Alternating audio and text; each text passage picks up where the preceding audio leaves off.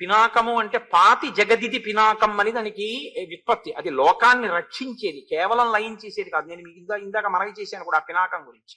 ఆయన లోకరక్షణకు కూడా దాన్ని పట్టుకుంటాడు. ఆ పినాకం అనేటటువంటి ధనస్సు పట్టుకున్నటువంటి పరమేశ్వరుడు లోకాల్ని లయం చేసినప్పుడు నిలబడిన రూపం ఘోర రూపంగా ఎలా ఉంటుందో, అంటే ఆ రూపాన్ని చూడడం ఎవరికి శక్యం కాదు. అంత భీకరమైనటువంటి స్థితిలో ఉంటుంది ఆ రూపం. అందుకే మీరు బాగా గుర్తుపెట్టుకోండి, సనాతన ధర్మంలో కష్టపెట్టేవాడు సుఖపెట్టేవాడు అని ఇద్దరు ఉండరు. ఒకడు భయపెట్టేవాడు, కాబట్టి ఇప్పుడు ఆ భయపెట్టేవాడి నుంచి పారిపోతే ఒకడు రక్షించేవాడు ఒకడు ఉంటాడు. వీడు భయపెట్టడానికే ఉంటాడు, వాడు రక్షించేవాడు ఉంటాడు అని ఇద్దరు ఉండరు. భయకృత్ భయనాశన, ఎవడు భయపెడతాడో వాడే భయాన్ని పోగొడతాడు. ఎవడు కష్టాన్ని ఇస్తాడో వాడే కష్టాన్ని తొలగిస్తాడు. కష్టం ఇవ్వడానికి, సుఖం ఇవ్వడానికి, కష్ట సుఖాతీతమైన జ్ఞానం ఇవ్వడానికి, జ్ఞానమిచ్చి మోక్షం ఇవ్వడానికి ఒక్కడే ఉంటాడు తప్ప ఇంకొకడు ఉండడు సనాతన ధర్మంలో. ఆ ఒక్కడే ఉంటాడు. ఆ ఒక్కడు అనేకంగా కనపడుతుంటాడు అంతే. కాబట్టి ఇప్పుడు ఎవరికి అది ఘోర రూపం? ఘోర రూపం ఎవరికంటే ఎదురుగుండా వచ్చేటటువంటి 14,000 మందికైన దుర్నిరీక్షుడు. అది వాల్మీకి మహర్షి యొక్క హృదయం. అక్కడ అది రుద్రస్వరూపం. ఆ స్వరూపం యొక్క తేజస్సు ముందు వాళ్ళు మడిసిపోవలసిందే. అగ్నిహోత్రంలో పడేటటువంటి మిడతల దండి ఎలా పడిపోతుందో అలా పడిపోతారు తప్ప రుద్ర తేజస్సు ముందు నిలబడడం అనేటటువంటిది ఇక సాధ్యం కాదు. అది లయం చేసేస్తుంది, పడగొట్టేస్తుంది. కాబట్టి ఇప్పుడు రుద్రుడు క్రుద్ధుడై పినాకం పట్టుకుని నిలబడితే ఎలా ఉంటాడో అలా ఉన్నాడు. నిరంతరం తిరుగుతూ ఉంటుంది మనస్సు. తిరిగే మనస్సుని ఉపచారములను మార్చి మార్చి భగవంతుని యొక్క పాదార విందముల దగ్గరికి తీసుకురావడానికి ఉపకరణంగా మీరు ఈ ఉపచారములను వాడుకుంటారు. ప్రధాన ప్రయోజనం మనసుని తీసుకురావడమే. మనస్సుని తీసుకురాకుండా ఉపకరణాలని తీసుకొచ్చారనుకోండి, ఉపయోగం ఏమైనా ఉంటుందా అంటే దానికి ఉపయోగం ఉంటుంది అని శాస్త్రాలు నిర్ధారించలేదు. శంకరులే శివానంద లహరి చేస్తూ గభీరే కాసారే విశతి విజనే ఘోర విపినే విశాలే శైలీ చ భ్రమతి కుసుమార్థం జడమతి అన్నారు. ఎందుకురా అనవసరంగా పువ్వుల కోసం, పళ్ళ కోసం, ఆ పత్రి కోసం అన్ని చోట్ల తిరుగుతుంటావు? తిరిగి తిరిగి తిరిగి తిరిగి నువ్వేం సాధించావు? సమర్ప్యైచేత సరసిజముమానాదభవతే సుఖేనావస్థాతుం జనైహ నజానాతి కిమహో. నీ మనస్సు అనేటటువంటి తామర పువ్వుని తీసుకెళ్లి పరమేశ్వరుడు యొక్క పాదముల దగ్గర పెడితే సంతోషించి నీ వెంట పడినట్టుగా నువ్వు తెచ్చిన సంభారములకు ఆయన సంతోషపడిపోయేటటువంటి వాడు కాడన్న విషయాన్ని నువ్వెందుకు తెలుసుకో? ఆయనకి కావలసింది మనస్సు. నువ్వు మనసు పెట్టి పూజ చెయ్యగలిగితే ఉపచారములు అన్నీ ఉన్నాయా లేదా అన్నది కూడా ఈశ్వరుడు చూడడు. ఉపచారములు అన్నీ సమకూర్చుకోవాలనుకోవడం భక్తి. నేను అలా అని ఎందుకంటే అన్ని మానేసేయండి అని నేను చెప్తున్నానని మీరు అనుకోవద్దు. ఒక్కొక్కసారి ఉపచారమునందు లోపం వచ్చిందనుకోండి, అందుకే శాస్త్రంలో దాన్ని పూరణ చేసేస్తారు. ఒక అక్షత సమర్పిస్తే చాలు. నడుము విరగనటువంటి బియ్యం పసుపుతో కలిస్తే దాన్ని సమర్పిస్తే సింహాసనాన్ని మీరు సృష్టించవచ్చు. మీ మనస్సు ఉండాలి. అందుకే శంకరులు రత్నైకల్పిత మానసం హిమజలై స్నానంచ దివ్యాంబరం నానారత్న విభూషితం మృగమదా మోదాంకితం చందనం అంటూ మానస పూజలో ఇవన్నీ కూడా నేను నా మనసుతో సృష్టించాను అంటారు. ఆ మనస్సు అక్కడ పెట్టడం అన్నది మీకు ఆ మనసుతో దర్శనం చేయడం అనేటటువంటిది ఇంద్రియములలో ఉండే శక్తుల్ని మనసు తీసుకుని మనసు అంతర్ముఖమై పరమేశ్వరుణ్ణి అథాంగ పూజ యందు దర్శనం చేయడం నేర్చుకోవాలి. అందుకు పాదాల నుంచి తల వరకు పూజ చేయడం అనేటటువంటిది విగ్రహంలో కనపడుతుందని కాదు, ఇక్కడ కనపడాలి. కానీ వచ్చిన ఇబ్బందల్లా ఎక్కడొస్తుందంటే అదొక్కటే జరగదు, ఆ మనసే నిలబడదు. మిగిలినవన్నీ జరుగుతాయి. బిల్వాలు తీసుకొస్తాం, తులసి పత్రి తీసుకొస్తాం, అక్షతలు తీసుకొస్తాం, కొబ్బరికాయలు తీసుకొస్తాం, పువ్వులు తీసుకొస్తాం, అన్నీ తీసుకొస్తాం. ఉపచారమా? ఆ మంత్రానికి ఆ ఉపచారం అది యాంత్రికంగా జరిగిపోతూ ఉంటుంది. కానీ ఒక్కనాటికి మనసు మాత్రం అక్కడికి వెళ్ళి నిలబెట్టగలగడం అనేటటువంటిది కుదిరేటటువంటి విషయం అంత తేలికగా కాదు. అలా కానీ మయ్యేవ మన ఆదత్సా మయ్యి బుద్ధిం నివేశయ అంటాడు గీతాచార్యుడు. నా యందు నీ మనసు పెట్టు అంటాడు. అలాగే పెట్టేశానండి అంటే అయిపోయింది, అంతే, జన్మ సార్థకం అయిపోయింది. అంత తేలికేంటి? నా యందు మనసు పెట్టు అంటే అంత తేలిగ్గా పట్టుకెళ్ళి ఈశ్వరుడి దగ్గర మనస్సు పెట్టేస్తే ఇంకేమండి, మనందరం కృతార్థులం అయిపోయి ఉండేవాళ్ళం. అది చేత కాకే కదా ఈ అల్లరంతా వచ్చింది. ఆ మనస్సుని పెట్టడం అనేటటువంటిది చాలా చాలా కష్టం. భగవాన్ రమణులు కూడా దీని గురించి ప్రస్తావన చేస్తూ ఒకచో అంటారు, నేను 1,00,000 బిల్వార్చన చేద్దాం అనుకుంటున్నాను, కొన్ని బిల్వాలు తక్కువయ్యాయి, ఏం చేయమంటారని అడిగారు ఒకళ్ళు. ఒక ఆవిడ వెళ్ళి భగవాన్ రమణల్ని, ఆయన అన్నారు, ఎన్ని బిల్వాలు తక్కువయ్యాయి అన్నారు. ఓ 2-3 వేల బిల్వాలు తక్కువై ఉంటాయండి అన్నారు. ఓ 2-3 వేల పర్యాయాలు నీ ఒళ్ళు గిల్లుకో అన్నారు ఆయన. అంటే ఆవిడ అదే, నా ఒళ్ళు గిల్లుకోవడం ఏమిటి అని అడిగింది ఆవిడ. అడిగితే ఆయన అన్నారు, ఏముంది నీకు 1,00,000 బిల్వార్చన అంటే, చెట్టు దగ్గర గిల్లుతావు బిల్వాలంతే, అవి తీసుకొచ్చి కనీసం ఒక చాప వేసో ఒక వస్త్రం వేసో దాని మీద బిల్వాలు పెడదామని కూడా ఉండదు. శివాలయంలోకి తీసుకొచ్చి నేల మీద పారేయడమే, అయిపోయింది పూజ. నువ్వు చేసేది పునఃపూజ. ఆయనే పృథివీ స్వరూపంతో ఉన్నాడు శర్వుడై, నేల మీద బారేసిన తర్వాత ఇంకా మళ్ళీ బిల్వం తీసుకెళ్లి శివలింగం మీద వేయడం ఏంటంటే మంత్రంతో పునఃపూజ చేస్తున్నావు, కానీ నువ్వు పూజ చేయట్లేదు. నీ మనసు అక్కడ పెట్టాలా ఏమన్నానా? 3 దళాలు 3 ఆకులతో ఉందో లేదో నువ్వు చూడాలా ఏమన్నానా? రొట్ట తీయ శివలింగం మీద బారయ్యా. ఆ పాటి దానికి చెట్టుని గిల్లితే ఏమిటి, నిన్ను గిల్లుకుంటే ఏమిటి? తక్కువైన బిల్వాలకి నిన్ను గిల్లేసుకో 2-3 వేల పర్యాయాలు. కానీ ఆవిడ సహృదయురాలు, అర్థం చేసుకో. ఓ, నన్ను మనసు పెట్టమంటున్నారు మహర్షి, మనసు లేని పూజ ఎన్ని బిల్వాలతో చేస్తే మాత్రం ఏమి సుఖము అంటున్నారు అని ఆవిడ గ్రహించగలిగింది. కాబట్టి చూశారు, మనసుని పెట్టడం చాలా కష్టం. కానీ శాస్త్రంలో ఏమంటారంటే, మూడిటి యందు మీ ప్రమేయం లేకుండా మీ మనసు తొందరగా నిలబడి ఆహ్లాదమును పొందుతారు. ఇంకా ఇంకా చూడాలని ఇంద్రియములకు నాయకత్వం వహించేటటువంటి కన్ను చెదరకుండా అక్కడే నిలబడి మనసుని రంజిల్లేటట్టు చెయ్యగలిగినటువంటి వస్తువులు లోకంలో 3 ఉన్నాయంటారు. ఒకటి సముద్రం. సముద్రం వంక మీరు ఎంతసేపు చూస్తూ కూర్చోండి, మీకు సంతోషంగా ఉంటుంది. అలా సముద్రాన్ని అసుర సంధ్య వేళలో చూడడం మొదలు పెడితే చీకటి పడిపోయిన తర్వాత మీకు ఇంకా సముద్రం ఏం కనపడదు. దూరంగా సముద్రంలో ఓడలు వెళ్ళిపోతూ, దీపాలు కనపడుతూ, సముద్రపు ఘోష వినపడుతూ ఉంటుంది. కొద్దిగా కెరటాలు లేచి పడుతూ కనపడుతూ ఉంటాయి. ఆ పెద్ద ఆకాశం, దాని కింద సముద్రం, అదో అందంగా ఉంటుంది. సముద్రం ఎంత అందంగా మీ మనసుని చూరగొంటుందో అంటే, మీ ప్రయత్నం లేకుండా మీ మనసు సముద్రం మీదకి వెళ్ళి నిలబడుతుంది. చంద్రుడు, చంద్రుణ్ణి ఎంతసేపు చూడండి, మనసు తొందరగా వెళ్ళి చంద్రుడి మీద నిలబడుతుంది. మహర్షి సుందరకాండలో వర్ణిస్తారు, హంసో యథా రజత పంజరస్థ సింహో యథా మందర కందరస్థ అంటూ ఆ చంద్రబింబాన్ని వర్ణిస్తారు.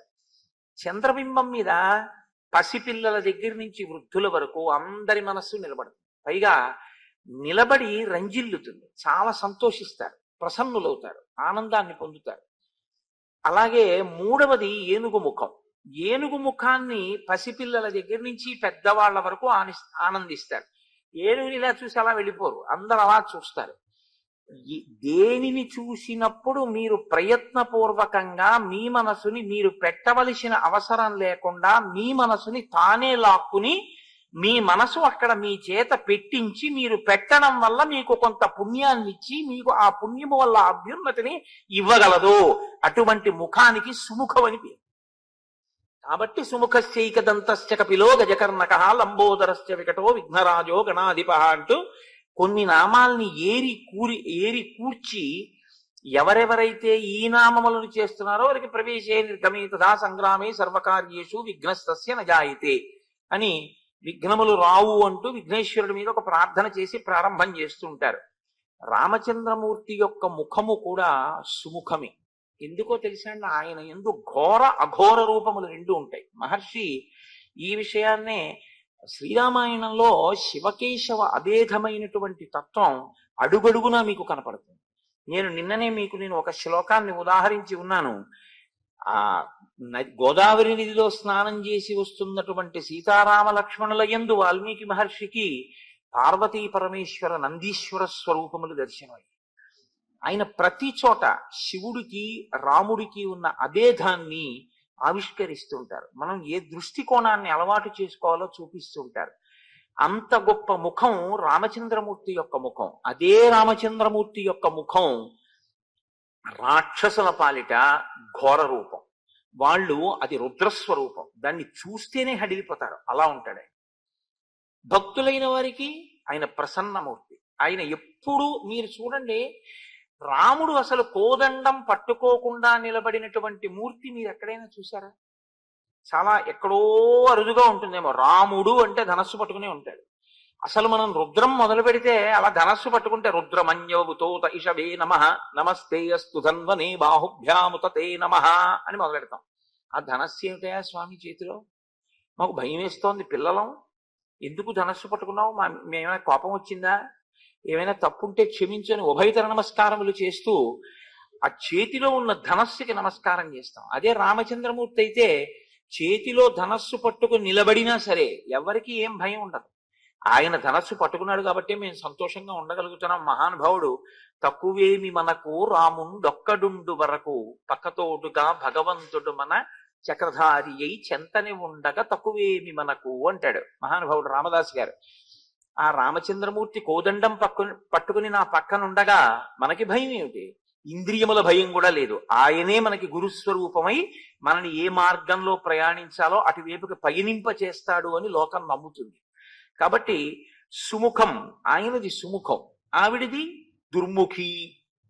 ఆవిడిది చాలా భయంకరమైనటువంటి దుష్టమైనటువంటి ముఖం. ఇక నేను దాని గురించి పెద్ద వర్ణించక్కర్లేదు, ప్రయోజనం లేని విషయానికి పెద్ద వర్ణన ఏమిటి? దీనికి వ్యతిరేకమైన ముఖం ఆ ముఖం. ఆ ముఖం చూస్తే కొత్త పీడ అంటుకుంటుంది ఏమైనా.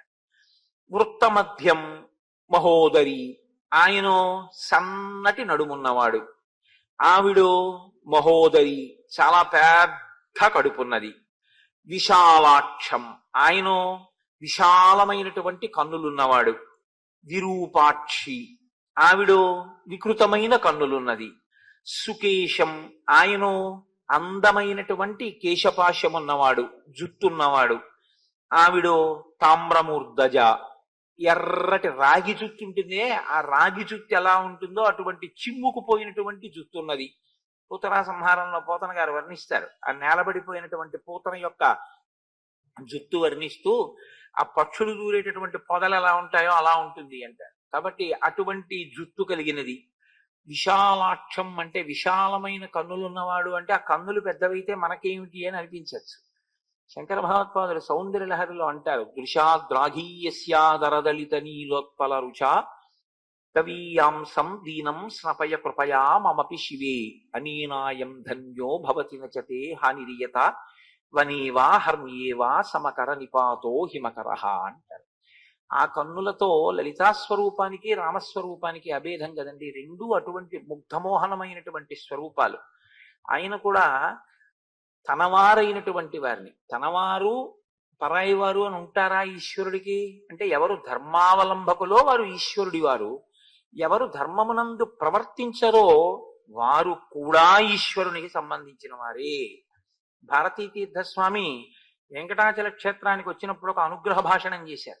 అనుగ్రహ భాషణం చేస్తూ ఒక పీఠాధిపతులు, ఒక జగద్గురువులు ఏ స్థాయిలో చెప్తారో చాలా ఆశ్చర్యంగా ఉంటుంది. ఆయన ఒక మాట అన్నారు, అసలు మనం పూజ చేసిన తర్వాత కోరుకోవలసింది ఏమిటి అంటే, ఎవరు ఈశ్వరుడి నుంచి బాగా దూరమై, వేదానికి దూరమై, ధర్మమునకు దూరమై పాపజీవనం గడుపుతున్నారో వారు వేదము చేత నిర్దేశింపబడిన మార్గంలోకి ఈశ్వరానుగ్రహంతో రావాలి మన చేస్తూ, తన ఒంటిలోంచే పుట్టింది కదా కుష్ఠరోగం అని చెప్పి ఎవడైనా దాన్ని ముద్దు చేస్తే ఉన్న వేళ్లు కొరుక్కు తినేస్తుంది.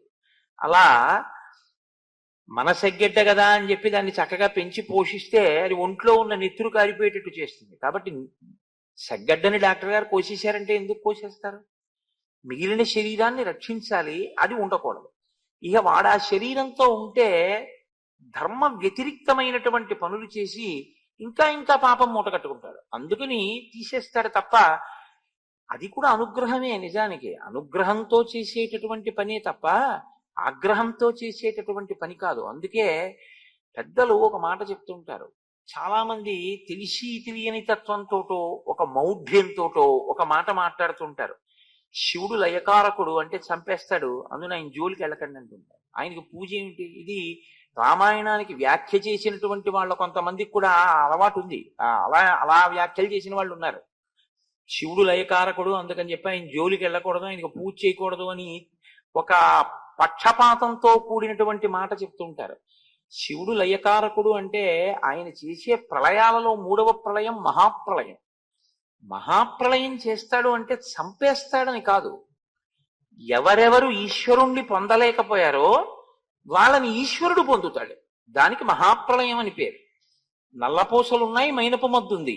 నల్లపూసలు మైనపు ముద్దను అంటుకోలేకపోయాయి, మైనపు ముద్ద వచ్చి నల్లపూసల మధ్యలో దొల్లిద్ది.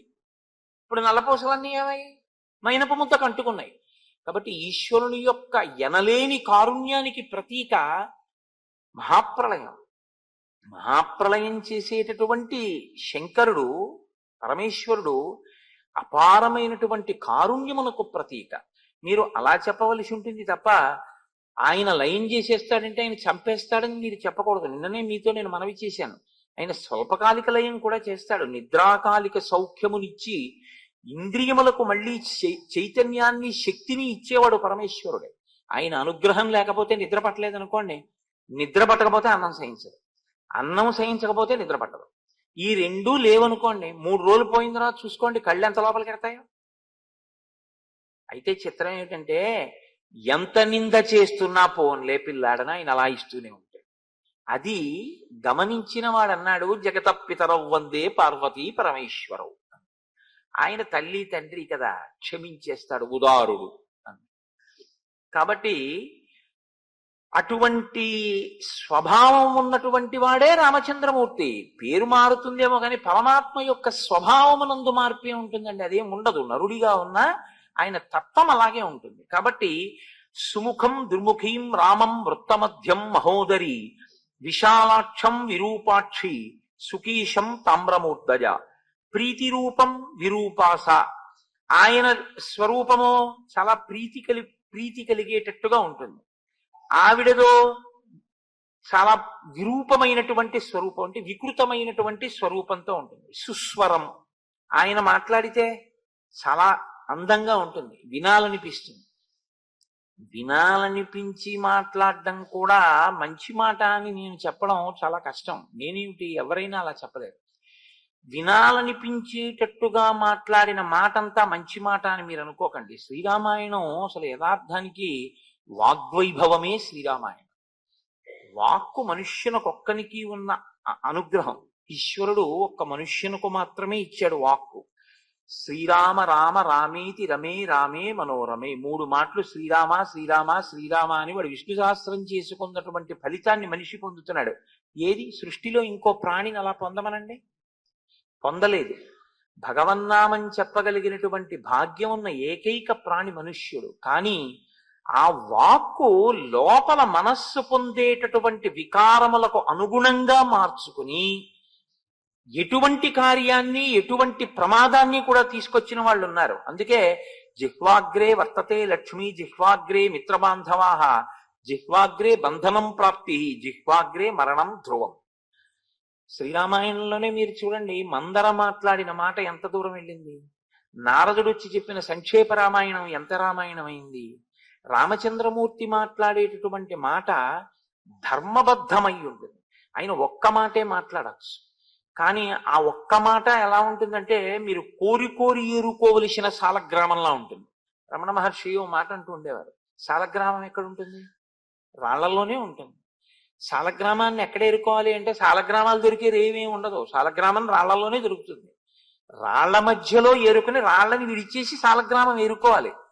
రాముని మాటలను మీరు ఏరుకోవాలి. రాముడు మాట్లాడితే అలా ఉంటుంది. ఎక్కడ ఎంత సంక్షిప్తంగా మాట్లాడాలో అలా మాట్లాడతాడు. రాముడు మాట్లాడితే పరమ ధార్మికంగా ఉంటుంది. నడిచే దేవుడని పేర్గాంచినటువంటి చంద్రశేఖర పరమాచార్య తరచూ ఒక మాట చెప్తూ ఉండేవారు. రాముడు ఎప్పుడు మాట్లాడినా శాస్త్రం ఇలా అంది అని మాట్లాడతాడు, ఋషులు ఇలా అన్నారు అని మాట్లాడతాడు, శృతి ఇలా అంది అని మాట్లాడతాడు తప్ప రాముడు నేను ఇలా అంటున్నాను అని మాట్లాడతాడు.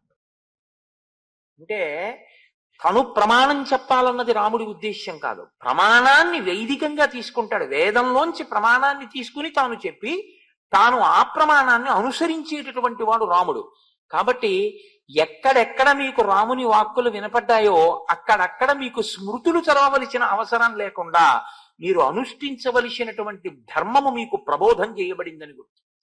అందుకే శ్రీరామాయణం ఎందుకు చదవాలి అంటే, ధర్మం తెలుసుకోవాలంటే రామాయణం చదవాలి. ధర్మం ఎందుకు తెలుసుకోవాలి అంటే, అసలు నీ నరు ఉపాధి ధన్యత పొందాలి అంటే, జీవుడు ధన్యత పొందాలి అంటే ధర్మం తెలుసుకోవడానికి రామాయణం చదవాలి. కాబట్టి మాట అంటే అందంగా మాట్లాడేయడం కాదు, రావణుడు కూడా మాట్లాడతాడు. అబ్బో, సుందరకాండలో ఎంత ప్రసంగం చేస్తాడో. సుందరకాండ ఏమి, ఎక్కడైనా అలా మాట్లాడతాడు.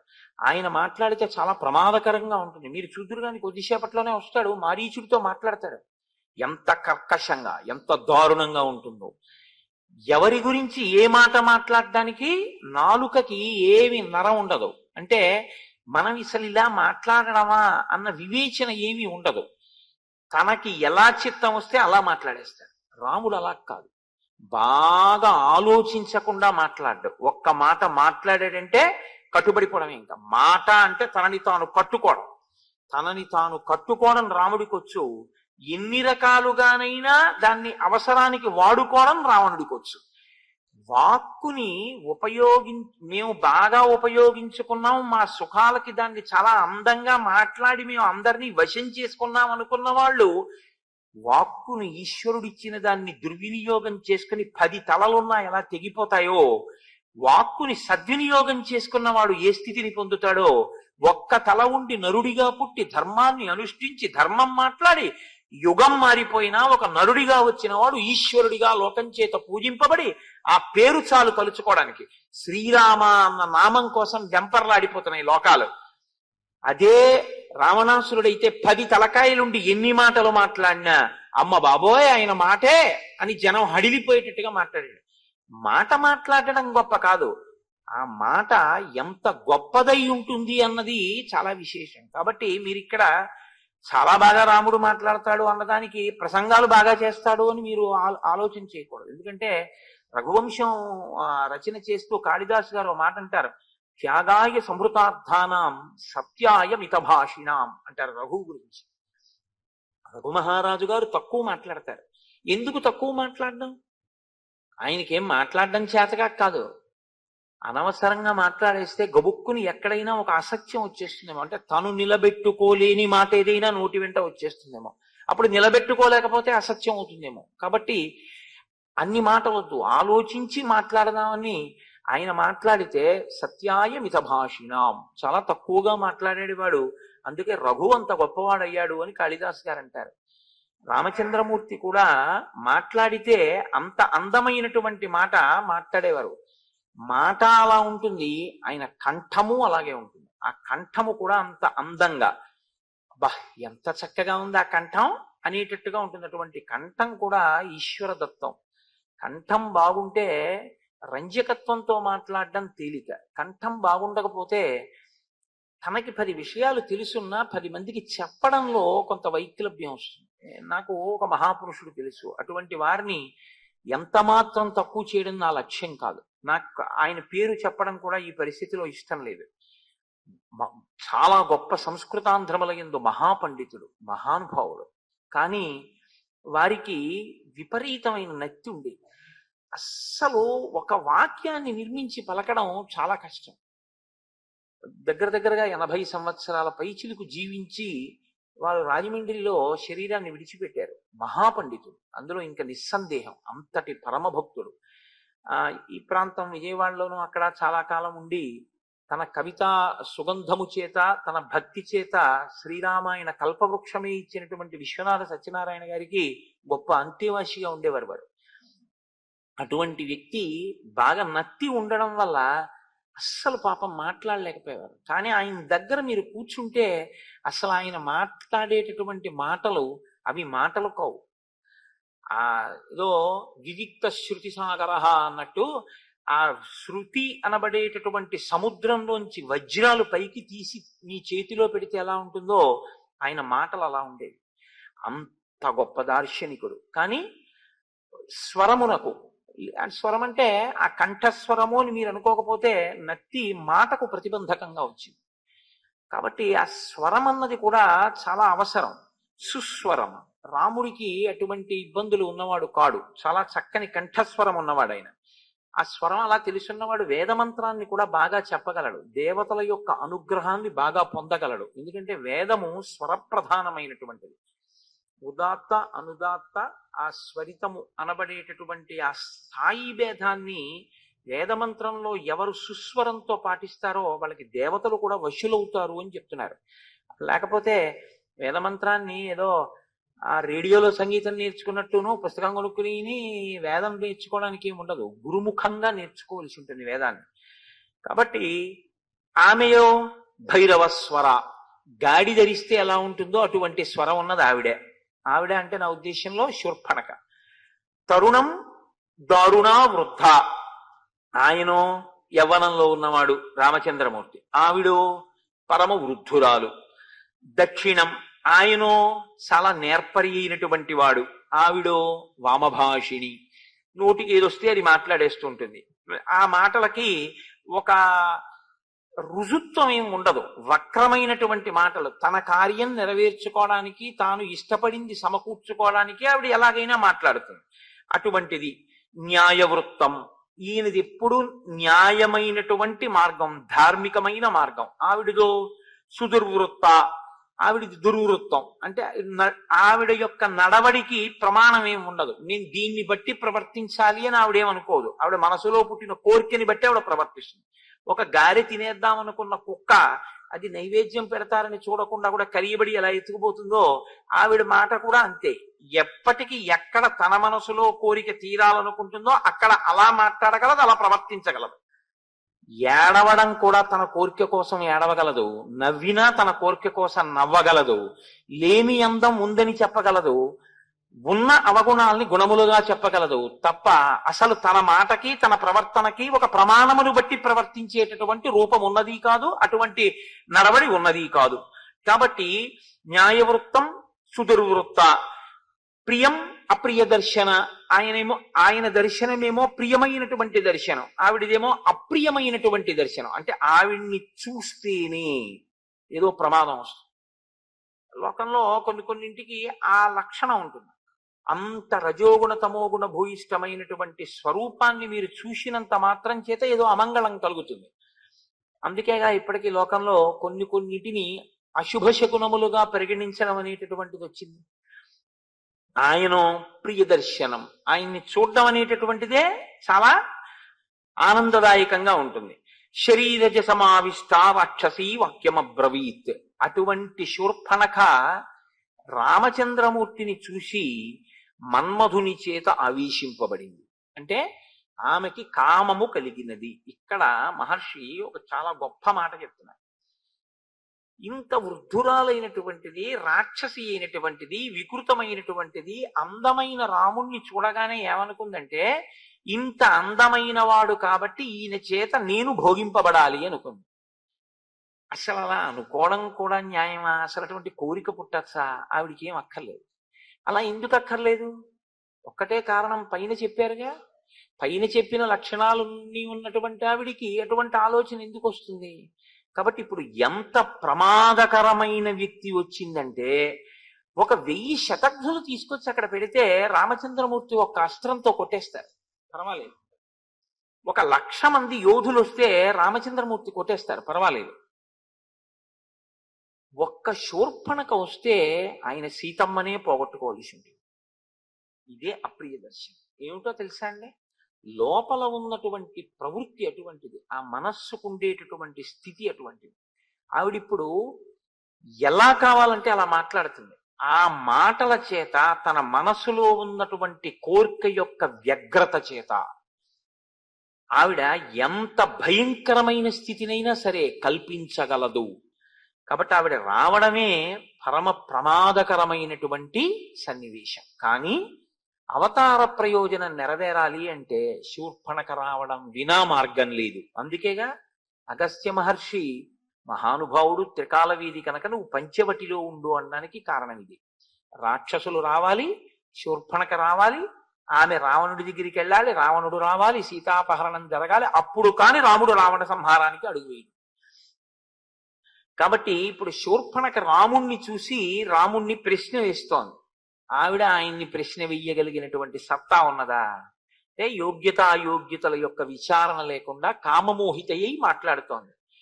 జటీ తాపసరూపేణ సభార్య శరచాపధృత్ ఆగతస్త్వమిమం దేశం కథం రాక్షస సేవితం కిమాగమనకృత్యంతే తత్ త్వమాఖ్యాతుమర్హసి. నీవు జటివై జటలు కట్టుకుని ఉన్నావు, తాపసి ఎలా ఉంటాడో అలా ఉన్నావు. పక్కన భార్య ఉంది. ఇంతకన్నా దారుణం ఏమిటండి? పక్కనున్న ఆవిడ భార్య అని ఆవిడికి తెలుసు, ఆయన నరుడు అని తెలుసు. భార్య పక్కన ఉండగా ఈమె ఆయన యందు కామమోహిత అయింది. శరచాపధృత్, ధనుర్బాణాలు పట్టుకున్నావు. జటిగా ఉన్నావు కాబట్టి తాపసి అనుకోవాలా? ధనుర్బాణములు పట్టుకున్నావు కాబట్టి నువ్వు రాజు అనుకోవాలా? పక్కన భార్య ఉంది, నాకు సందేహాస్పదంగా ఉంది ఈ విషయాలన్నీ. ఇప్పుడు మీరెవరు, ఎందుకు ఇక్కడ ఉన్నారు, ఇది కాదు. ఆవిడ అడగడమే అసలు అవతల వారిని శంకించేటటువంటి రీతిలో. ఏమంటే నేను ఆ ఊళ్ళో ఉన్నప్పుడు వారికి 80 సంవత్సరాలు, ఇప్పుడు కులాసాగా ఉన్నారా వారు అని అడగడం ఒక ఎత్తు. అప్పుడే 80 ఏళ్ళు, ఆయన ఇంకా ఉన్నాడా చచ్చిపోయాడండి అని అడగడం ఒక ఎత్తు. మనస్సులో భావన పవిత్రమైతే వాక్కు పవిత్రంగా ఉంటుంది. మనసులో భావన అపవిత్రమైతే వాక్కు కూడా అలాగే ఉంటుంది. అందుకే వాక్కు చాలా పదిలంగా ఉండాలి, చాలా పవిత్రంగా ఉండాలి. కొంతమంది నోటితో ఆయన చచ్చిపోయారండి అని కూడా అనరు, ఆయన శరీరం విడిచిపెట్టారండి అంటారు. ఎంత మంగళప్రదంగానూ ఉంటాయి ఆ వాక్కులు. అసలు ఆ నోటి వెంట మీరు చాలా పరుషమైనటువంటి మాట విందాము అంటే మీకు వినడం కుదరదు. ఎందుకంటే ఆయన నోటి వెంట రాదు ఆ వాక్కు. ఆయన ఎంత పరుషమైన సందర్భాన్ని కూడా అంత సరళంగా, అంత పవిత్రంగా, అంత మంగళప్రదంగా, అంత అందంగా మాట్లాడగలడు. ఎందుకంటే ఒకటే కారణం, వాక్కు అలా మనస్సు ఒకలా ఉండడం కారణం కాదు, ఆయన మనసు అలా ఉండడం వాక్కు అలా ఉండడానికి కారణం. కాబట్టి ఇక్కడికి ఎందుకు వచ్చావు, నాకు తెలుసుకోవాలి అని కుతూహలంగా ఉంది, ఏది చెప్పు, ఎందుకు చెప్పాలి నీకని అడిగితే ఆయన నీకెందుకు చెప్పాలి అని ఆయన అడగచ్చు, కానీ ఆయన అలా అడగడం. అంటే ఇక్కడ మహర్షి ఒక అద్భుతమైన మాట ముందు చెప్పారు రాముడి గురించి. చెప్పి ఆయన ఏం మాట్లాడుతున్నారో చెప్తున్నారంటే, ఈ సంఘటన జరగబోయే సందర్భాన్ని మీరు జాగ్రత్తగా పరిశీలనం చేయవలసి ఉంటుంది. మీరు ఎప్పుడు రామాయణాన్ని పరిశీలనం చేసినా నేను మీతో మనవి చేసేది ఏమిటంటే, చిలవలు పలవలు చేసిన వ్యాఖ్యానాలుగా చూడద్దు. ఓ దాంట్లోంచి ఇంకా విపరీతమైనటువంటి అర్థాలన్నింటినీ తీసుకొచ్చేసే ప్రయత్నం చెయ్యద్దు. అందుకోసం రామాయణం వచ్చిందని నేను నమ్మను. రామాయణం మిమ్మల్ని మీరు ఒక ఉత్తమమైనటువంటి మనుష్యుడిగా చక్కదిద్దుకోవడానికి వీలైన రీతిలో రామాయణంలో ఉండేటటువంటి వ్యక్తులను, వ్యక్తిత్వములను మీరు పరిశీలనం చేసే ప్రయత్నం చేయండి. రామావతార ప్రయోజనం కూడా అంతే. అందుకే దశవర్ష సహస్రాన్ని దశవర్ష శతానిచ, 11,000 ఏళ్ళు నేను ఉంటాను అనడానికి కారణం ఒక మనిషి ఎలా బ్రతకాలో నేర్పడం కోసం. మీరు రామాయణాన్ని అలాగే చూడవలసి ఉంటుందంటే. కాబట్టి అనృతం నహి రామస్య కదాచిదపి సమ్మతం విశేషేణాశ్రమస్తస్య సమీపే స్త్రీజనస్య చ. ఎంత చమత్కారం చూడండి ఆ శ్లోకం. అనృతం నహి రామస్య కదాచిదపి సమ్మతం. రాముడు ఎన్నడూ అనృతము అంటే అసత్యమును మాట్లాడడానికి ఇష్టపడేటటువంటి వాడు కాడు. ఆయన ఇప్పుడు అసత్యం మాట్లాడు, ఆయన సత్యమే మాట్లాడతారు.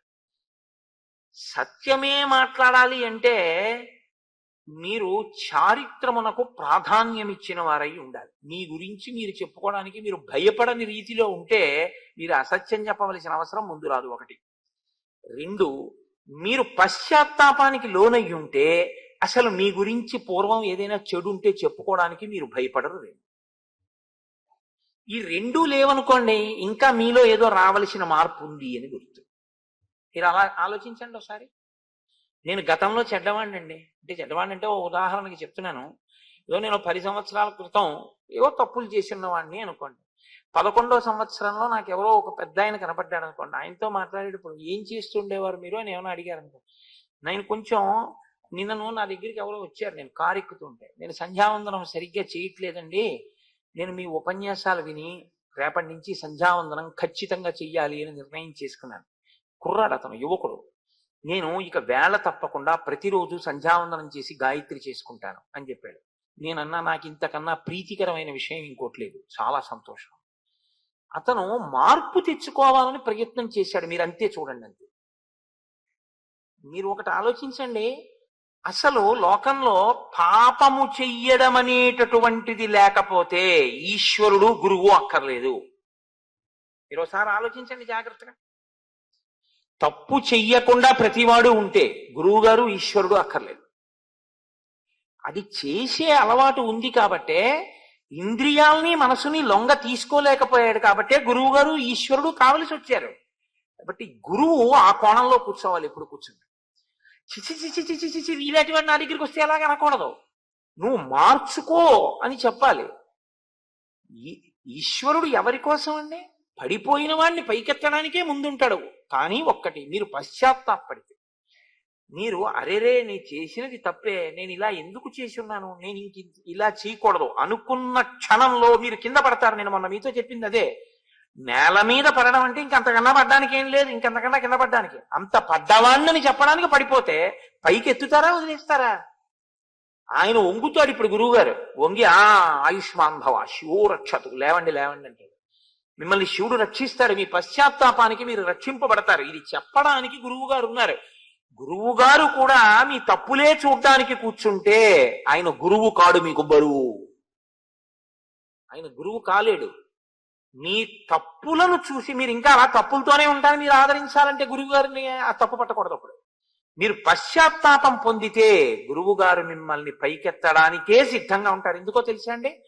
మీలో వచ్చిన మార్పు గురువు గారికి సంతోషహేతు, మీలో వచ్చిన మార్పు ఈశ్వరునకు సంతోషహేతు తప్ప అది లేకపోతే మీరు ఒకటి గుర్తు పెట్టుకోండి, ఈశ్వరుడికి నమ శివాభ్యాం అశుభాపహాభ్యాం అని అనవలసినటువంటి అవసరం లేదు. ఆయన ఇంకా ఎప్పుడూ కర్మాకర్మ ఫలప్రదాతగా అలా ఏదో జడ్జి గారిలా కూర్చుని తప్పు చేసావు శిక్షేస్తాను, పుణ్యం చేసావు ఫలితం ఇస్తాను అనడం తప్ప అసలు ఆయనకి క్షమించడం అన్న ఉదార గుణం లేదనుకోండి. అప్పుడు ఇంకా ఈశ్వరుడు ఏం చేస్తాడంటే, మీరు చేసిందని మీరు ఫలితం పొందితే ఈశ్వరుడి కన్నా కర్మ గొప్పదై కూర్చుంటుంది. కర్మ గొప్పదా మనసు గొప్పదా అంటే కర్మ కన్నా మనసే గొప్పదవుతుంది. మీరు చేసిన దానికి, మీరు చేసిన కర్మ, మీరు చేసిన కర్మకి ఉపయోగించిన ఉపకరణముల కన్నా మీ యొక్క భక్తితో కూడిన మనస్సు గొప్ప అవుతాయి. మీరు ఒకసారి మారి ఈశ్వరుడి దగ్గర నిజాయితీగా కన్నుల నీరు పెట్టుకున్నారనుకోండి, చాలు, ఈశ్వరుడు అక్కడికెత్తి కూర్చోబెడతాడు. ఎంత స్తోత్రం చేశాడు ధూర్జటిని కాళహస్తీశ్వర స్వామి దేవాలయంలో. ఇవాళ ఆయన దేవాలయం చుట్టూ ధూర్జటి పద్యాలు ఉన్నాయి, చెప్పండి నాకు. ధూర్జటిది కన్ఫెషన్. కన్ఫెషన్ అంటే అరమరిక లేకుండా ఈశ్వరుడి దగ్గరికి వెళ్ళి చెప్పాడు ఆయన. రోషీరోయదు కామినీ జనుల తారుణ్యోరు సౌఖ్యంబులన్ బాసీబాయదు పుత్ర మిత్ర ధన సంపద్భ్రాంతి వాంఛాలతల్ కోశీకోయదు నామనంబకట నీకొన్ ప్రీతిగా సక్రియలు చేసి చేయదు దీని త్రుళ్ళన చవే శ్రీకాళహస్తీశ్వర అని అడిగాడు. ఉన్నది ఉన్నట్టు యథార్థాన్ని ఈశ్వరుడి దగ్గర చెప్పాడు కాబట్టే అష్టదిగ్గజాల్లో మిగిలినటువంటి వాళ్ళ పద్యాలు ఎక్కడో ఎప్పుడో ఏవో చెప్పుకుంటారు. ఏదో సంతోషానికి ఏవో మాట. పెద్దనగారు చాలా గొప్పవాడే అవ్వచ్చు, మను చరిత్ర చాలా గొప్పదే అవ్వచ్చు. అటజని కంచ భూమి సురుడంబర తుంబి శిరస్సరజ్జరీ ముకుట ఏదో అని ఎంత గొప్ప పద్యాన్నైనా రచన చేయొచ్చు. శ్రీమదాంధ్ర కవితా పితామహ సర్వతోముఖాంక పంకజక్ష పాదాంబుజాధీన మానసిందిందిర నందవరవర వంశోత్తం చతకోపతాప ప్రసాదాదితా సాధిత చతుర్విధ కవితామ తల్లి కల్లసాని చొక్కయామాచ్యపుత్ర పెద్ద నార్య ప్రణీతంబైన స్వారోచిత మను సంభవంబరు మహాప్రబంధంబు అని ఎంతైనా చెప్పుండొచ్చు. కానీ ధూర్జటి కాళహస్తీశ్వర శతకంతో తుల్యంగా భక్తి విషయంలో మను చరిత్ర నిలబడగలదా? నిలబడదు. దానికి అలా ప్రతి వాళ్ళు ధూర్జటి కాళహస్తీశ్వర శతకం అంటే తెలుగు వాళ్ళ నోటి మీద ఒక్క పద్యమైనా వచ్చి ఉంటుంది. ఇది మను చరిత్రలోంచి అలా ప్రతి పద్యం ఒక్క పద్యమైనా వచ్చి తెలుగు వాళ్ళు ఉంటారని మీరు చెప్పండి. పోతన గారి భాగవతంలోంచి ఒక్క పద్యమైనా వచ్చి ఉంటుంది, మను చరిత్రలోంచి ఉంటుందని చెప్పండి. ఉండదు. ఎందుకంటే ఒక్కటే కారణం, ఒక భక్తుడు ఎలా నిలబడాలో అలా నిలబడ్డాడు ధూర్జటి. నిలబడ్డాడు కాబట్టే కాళహస్తీశ్వర శతకానికి ఆ స్థాయి వచ్చింది. అది కేవలం ఒక శతకం కాదు, 2 ఒడ్లున్నది కాదు. అది 100వ పద్యం ఓ ఒడ్డు, 100వ పద్యం ఓ ఒడ్డు, ఇటు నుంచి ఇటు అటు నుంచి ఎక్కేది కాదు. అది ప్రతి పద్యం కూడా మీ జీవితానికి సమన్వయం అయ్యేటటువంటి అత్యద్భుతమైనటువంటి ఆ వాంగ్మయ స్వరూపం. ఈశ్వరుడి దగ్గర అటువంటి స్తోత్రం చేశాడు మహానుభావుడు. కేవలం ఆయన్ని స్తుతి చేసిన వాళ్ళు చాలా మంది ఉన్నారు శతకాల రూపంలో. నువ్వు ఇంద్రుడివి, నువ్వు చంద్రుడివి, నువ్వు ఉపేంద్రుడివి, ఈశ్వర అంత గొప్పవాడి ఇంత గొప్పవాడిని ఎంతమంది రాశారు. ఈశ్వరా నా ఎంది దోషాలున్నాయి, నన్ను ఎలా ఉద్ధరిస్తావు, నేను చేసినది ఏం లేదు అని చెప్పినవాడు ఎవరైనా ఉంటే అంత నిజాయితీగా చెప్పుకున్నాడు. శ్రీశైలేషు భజింతునో యభవు కాంచీనాథు సేవింతునో కాశీవల్లభు కల్వబోధునో మహాకాళేషు పూజింతునో నా శీలం బణువైన మేరువణుచున్ రక్షింపవే నీ కృపా శ్రీ శృంగార విలాస హాసములచే శ్రీకాళహస్తీశ్వర అని చెప్పుకున్నాడు. అంత మాత్రం చేత నేను అలసాని పెద్దన గారిని ఎంత మాత్రమూ తక్కువ చేయట్లేదు. మహానుభావుడు. ఆయన ఆయన స్థాయి ఆయనది. ఎదురైన చో కవి గండపిండీరమునకి ఈవెతగునని తానే పాదమున తొడగి ఎదురైన చో తన మదకరీంద్రము డిగ్గి కేలూతనొసగి ఎక్కించుకొని బిరుదైన కవి గండ పెండేరమునకీవి తగునని తానే పాదమున తొడగే గోకట గ్రామాజ్యనేకాగ్రహారంబులడిగిన సీమలు అందునిచ్చే ఆంధ్ర కవితా పితామహ అల్లసాని పెద్ద నామాచ్య అని నన్ను పిలుచునట్టి కృష్ణరాయలతోడ దివికేగలేక బ్రతికియున్నాడ జీవచ్ఛవంబునకు చూని అత్యంత కృతజ్ఞతతో మహానుభావుడు చెప్పుకున్నాడు. నేను ఆ కోణంలో ఆయన్ని విమర్శ చేయట్లేదు. అటువంటి మహానుభావుని విమర్శ చేయడానికి నేను ఎంతటి వాడిని. నేను అన్నది ఈశ్వరుడి ముందు నిలబడి మీరు ఒక భక్తుడిగా నిలబడ్డం అంటే కన్ఫెషన్. మీరు ఈశ్వరుడితో మాట్లాడేటప్పుడు మీ లోపాలని, మీ తప్పుని, మీరు దేన్ని దాటలేకపోతున్నారో, ఎందుకైనా మీ అనుగ్రహం కావాలో మీరు మనసు విప్పి సర్వేశ్వరుడితో చెప్పుకోలేకపోతే ఇంకా మిమ్మల్ని ఉద్ధరించగలిగిన వాడన్నవాడు లోకంలో ఎవరుంటారండి? అసలు పదార్థం అక్కడుంది, ఉపయోగించుకోనప్పుడు మీకు ఎలాగ ఈశ్వరుడి యొక్క అనుగ్రహం కలుగుతుంది? అమ్మ అన్నం అంటే వండగలదేమో కానీ మీరు తినకపోతే ఆకలి ఎలా తీరుతుంది? ఈశ్వరుడు ఎదురుగుండా వచ్చి నిలబడగలడేమో కానీ మీరు ఆయన్ని నా దగ్గర ఈ దోషం ఉంది ఈశ్వరా దీన్ని తీసేయని మీరు అడగకపోతే ఆయన ఎలా తీయగలడు మీకు? కాబట్టి అది మీరు గమనించవలసి ఉంటుంది. అది భక్తికి సంబంధించినటువంటి ఒక గొప్ప విశేషం. ఆ పశ్చాత్తాపం చాలా గొప్పది.